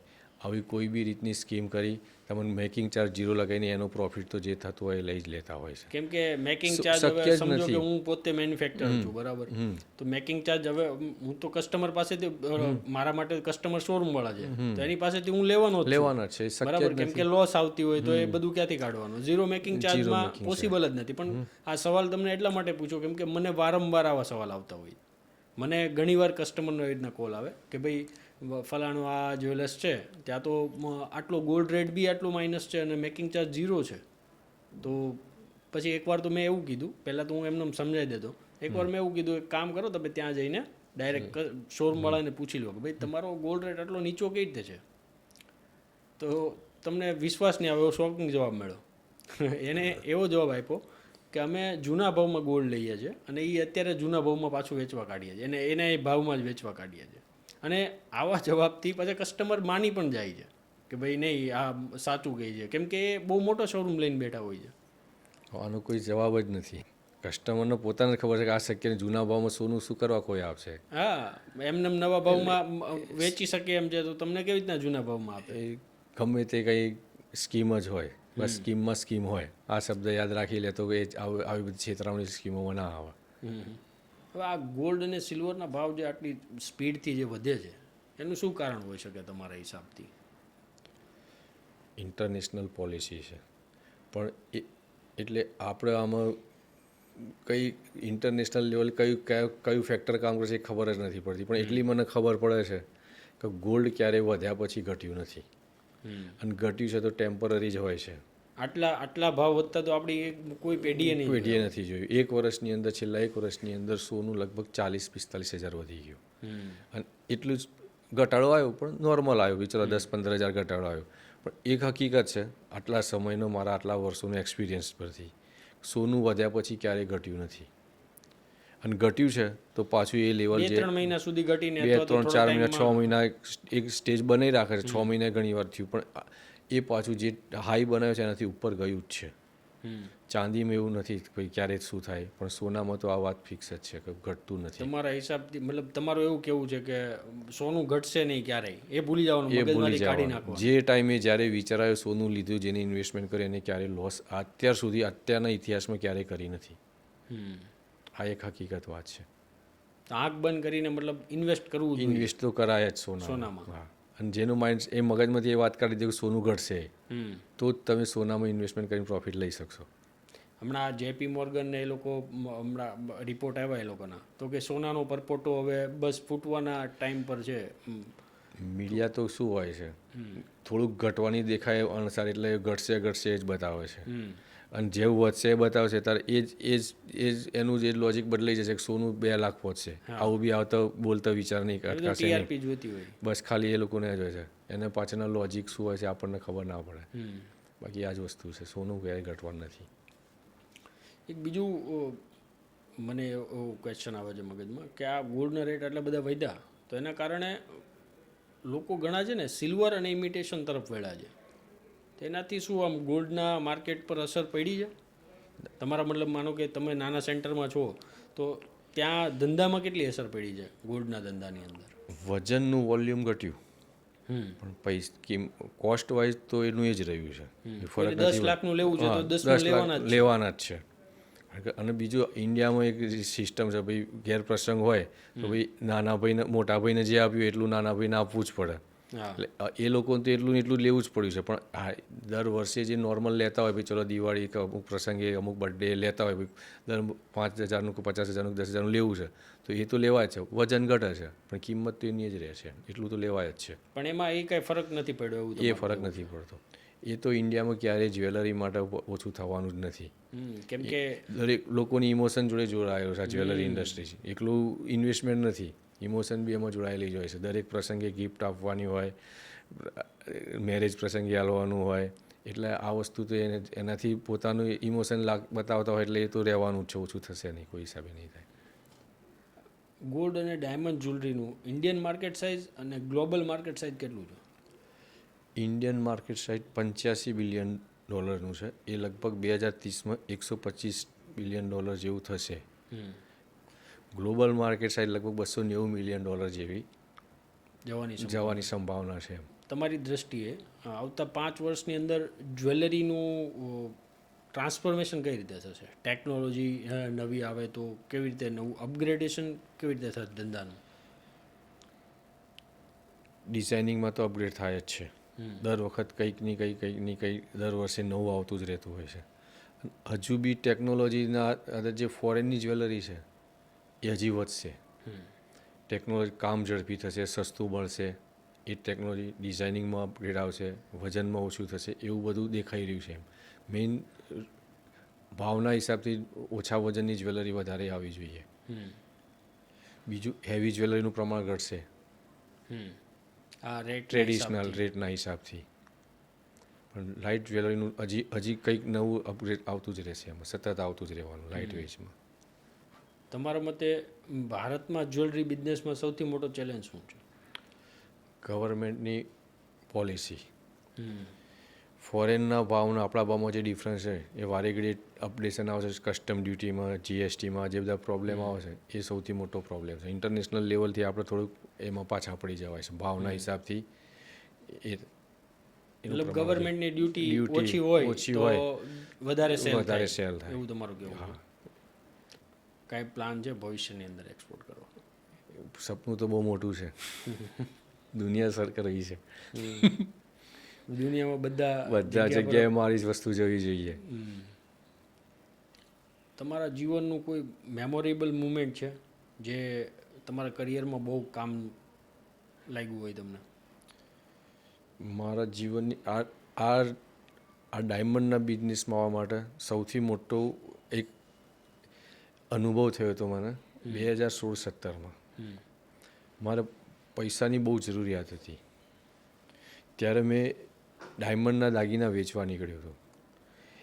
એમાં જે લોસ પડ્યો, જે પૈસા ના મળ્યા, એ વખતે તો વિચાર્યું નહોતું કે હું આ કામ હું ડાયમંડમાં કરીશ, પણ એ વખતે વિચાર્યું કે હવે ડાયમંડનું કામ કરવું તો સસ્તાનું જ કરવું, એવું વિચારીને છોડી દીધું હતું. કારણ કે એ વખતે કોઈ તાકાત જ નથી વિચાર્યું કે ધંધો શું કરીશ એ તો નક્કી જ નહોતું.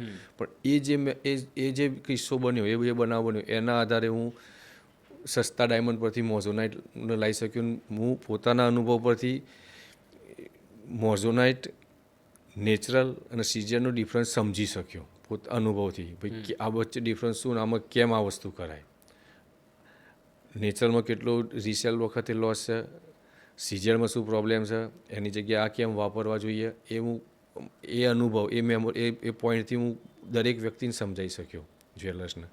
એ પોઈન્ટથી હું આ બિઝનેસ પર આવી ગયો. એ તમારા માટે એક નવું કિરણ, આશાનું નવું કિરણ કહેવાય કે ભાઈ જે મારા ભલે ભાવ ઓછો આવ્યો એ ટાઈમે ખબર નથી હું આ થશે મારી ખરાબ જ થયું હતું. ત્યાં તો ખરાબ જ હતું. 3 દિવસ બેઉ બેચેન રહ્યો હતો. પણ પછી એ જે અનુભવ હતો એ ટાઈમે ખરાબ થયેલી વસ્તુ એક છે ને ભાઈ કૃતજ્ઞતા, જે થયું એ સારું થયું. એ જે સારું થયું એના લીધે હું અત્યારે પાછો જીવન આ સ્ટેજ પર પાછો આવી શક્યો. એ તમને એ જે વેચવા ગયા હતા એ કઈ રીતે, કેટલા પૈસા તમને કીધા તમારા અંદાજથી? તમારું એની વેલ્યુ શું હતી ને તમને આપ્યા કેટલા પૈસા? મારી પરચેસ વેલ્યુ 22-25 લાખ રૂપિયા હતી. હું એક વ્યક્તિને વેચવા ગયો. એને મને કીધું કે 11 લાખ રૂપિયા આલીશ, અડધા પૈસા. અડધા પૈસા. એટલે એને મને મારો જીવ ના ચાલ્યો. ચાલો અડધા પૈસામાં ચલો 20% લોસ પોસાય. અને ત્યારે તો હું એક રૂપિયાની કિંમત હતી, કેમ કે તમે આ હતું જ નહીં કશું, આની પર જ હતું. પછી એમ થયું કે જેની પાસે લીધું છે એને જ આપી દેવા દે, એ તો પૂરા પૈસા આપશે. આટલા વર્ષોથી ધંધો કરે છે, મારું કામ નીકળશે, અને મારે એને થોડું પેમેન્ટ આપવાનું બાકી હતું. એટલે મેં બીજું વિચાર કંઈ નહીં, 11 લાખ પેલો આપતો હતો, આ 11 હશે એટલે એટલીસ્ટ લાખ 1.5 લાખ તો વધારે છે, એનો હિસાબ તો કપાઈ જશે એમાંથી, અને મને એટલા પૈસા આવશે. એની જગ્યાએ એને તો આના બી 60% પૈસા આપ્યા, 6-7 લાખ રૂપિયા જ આપ્યા. ઇમરજન્સી મેં કીધું આટલા પછી જોઈ નહીં શકે, હિસાબ 6 લાખ રૂપિયા લઈને આવ્યો હું. અને પછી એને હિસાબ કરીને 2-4 દિવસ પછી એને ફોન કર્યો, ભાઈ તમે એક કામ કરો, આપણા પૈસા આટલા બાકી હતા, એક આપીને તમને બીજા 17,000 રૂપિયા મળે છે, એ તમે લઈ જાઓ. 6 લાખ રૂપિયા આપ્યા, 22-25 લાખની આઈટમ હતી. 6 લાખ રૂપિયા, 6 લાખ રૂપિયા એમાંથી આપ્યા, અને ઉપર 17,000 કે બીજા 1.5 લાખ એને આપવાના હતા, એટલે 7.5 લાખ રૂપિયા આપ્યા. જે મને 11 લાખ તો આપતો હતો, જો હું એના એટલે એ જે પોઈન્ટ આવ્યો એ વખતથી મને એમ થયું કે આ ડાયમંડનો ધંધો નહીં કરવાનો. એ વસ્તુથી મને આ શીખવા મળ્યું, અને એનાથી આખી લાઈન એ અનુભવે હું ડાયમંડ સસ્તા જ લેવા, એમાંથી મોઝોનાઇટ પર આવ્યો, અને મોઝોનાઇટ પરથી આજે આખી આ હોલસેલની લાઈન ચાલુ થઈ.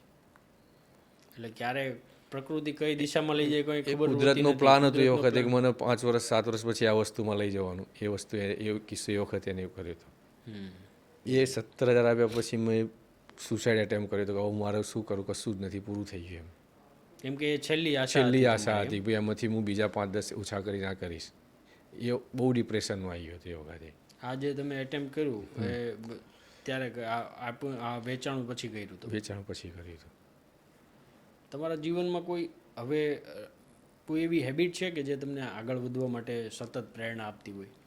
કેમ કે તમે છે ને નોર્મલ માણસ કરતાં કંઈક વધારે અપડાઉન જોયું છે. નોર્મલ માણસના જીવનની અંદર આ બધી વસ્તુ આટલી બધી નથી હોતી, બરાબર? તો એવી શું પ્રેરણા છે એમ કે તમને રોજ આગળ વધવા, ત્યાંથી આ પોઝિશન પર પાછું પહોંચવું એ ઘણું મોટું વાત છે. ડેલી સવાર સાંજ 1-1 કલાક મેડિટેશન કરવાનું, વિપસ્યાના સાધના. એનાથી મારું બધું બદલાયું. માઇન્ડ સ્ટેબિલિટી આવી, સમજણ આવી, થોટ પ્રોસેસ બદલાઈ, સ્વભાવ બદલાયો, વ્યવહાર દરેક વસ્તુ ડબલ એંગલથી જોતો થઈ ગયો. એટલે કામમાં બી પ્યોરિટી આવવા લાગી, મારા પોતાનામાં એનાથી પ્યોરિટી ડેવલપ થઈ. એનાથી એક નિયમ બન્યો, દરેક વ્યક્તિ મારી સાથે જોડાય એ મારી જોડેથી ફાયદામાં જ જવી જોઈએ. એકચ્યુઅલી હું એવું વિચાર્યું તો એના કરતાં મને વધારે ફાયદો મળવા લાગ્યો. એટલે આ બધી એક બસ મેડિટેશનની એક હેબિટથી મારામાં બહુ બદલાવ આવ્યો. અત્યારે આમ મને એક સવાલ એ આવે છે, અત્યારે તમારું આ ટર્નઓવર કેટલું છે? અત્યારે ટર્નઓવર કેટલું તમારું? 30 કરોડનું લાસ્ટ યરથી થયું. પાછું જે તમારો જ્યાં તમારી સક્સેસ હતી ત્યાંથી પાછું 30 કરોડ ઝીરો થઈ ગયા, અને માઇનસ સુધી પહોંચી ગયા, અને માઇનસ કેટલું હશે? 10-12 કરોડ છે. 10-12 કરોડ. હા, 25 કરોડથી -12 કરોડ સુધી પહોંચ્યા, અને 12 કરોડથી પાછું 30 કરોડ ટર્નઓવર સુધી પહોંચ્યા. આજની તારીખે કોઈ યંગર્સને આવવું હોય આપણા જ્વેલરી બિઝનેસની અંદર, તો એના માટે કોઈ સલાહ છે તમારા માટે? યંગના હોય પહેલાં તો અનુભવ લેવો પડે છે. જ્વેલર્સ એક અનુભવનો જ બિઝનેસ છે. અનુભવ વગર કશું આવતું. માર્કેટ એવી વસ્તુથી અહીંથી લાયા અહીંથી વેચી દીધી એવું છે નહીં. એટલે એને પહેલાં તો 1-2 વર્ષ તો ટ્રેનિંગ જ લેવી પડશે. એ ગોલ્ડમાં હોય કે ડાયમંડમાં હોય. અને એ અનુભવ થશે, મળશે તો જ એ કામ કરી શકે, નહીંતર તો જે હશે એ ગુમાવવાનું જ છે. કારણ કે આ વસ્તુ આંખની પરખની વસ્તુ છે. કંઈ અહીંથી લાઈને અહીં વેચી દેવાની વસ્તુ નથી. એ પરખ કરતાં જ શીખવું એ મોટો અનુભવ છે. એમ જ કરી શકશે. અનુભવ લઈને મતલબમાં કામ કરવું હોય તો કામ કરવું પડે. અનુભવ વગર આ લાઈન આવડે જ નહીં. તમારા જીવનનો સૌથી મોટો અનુભવ શું કે જે તમારા દિલમાં રહી ગયો હોય?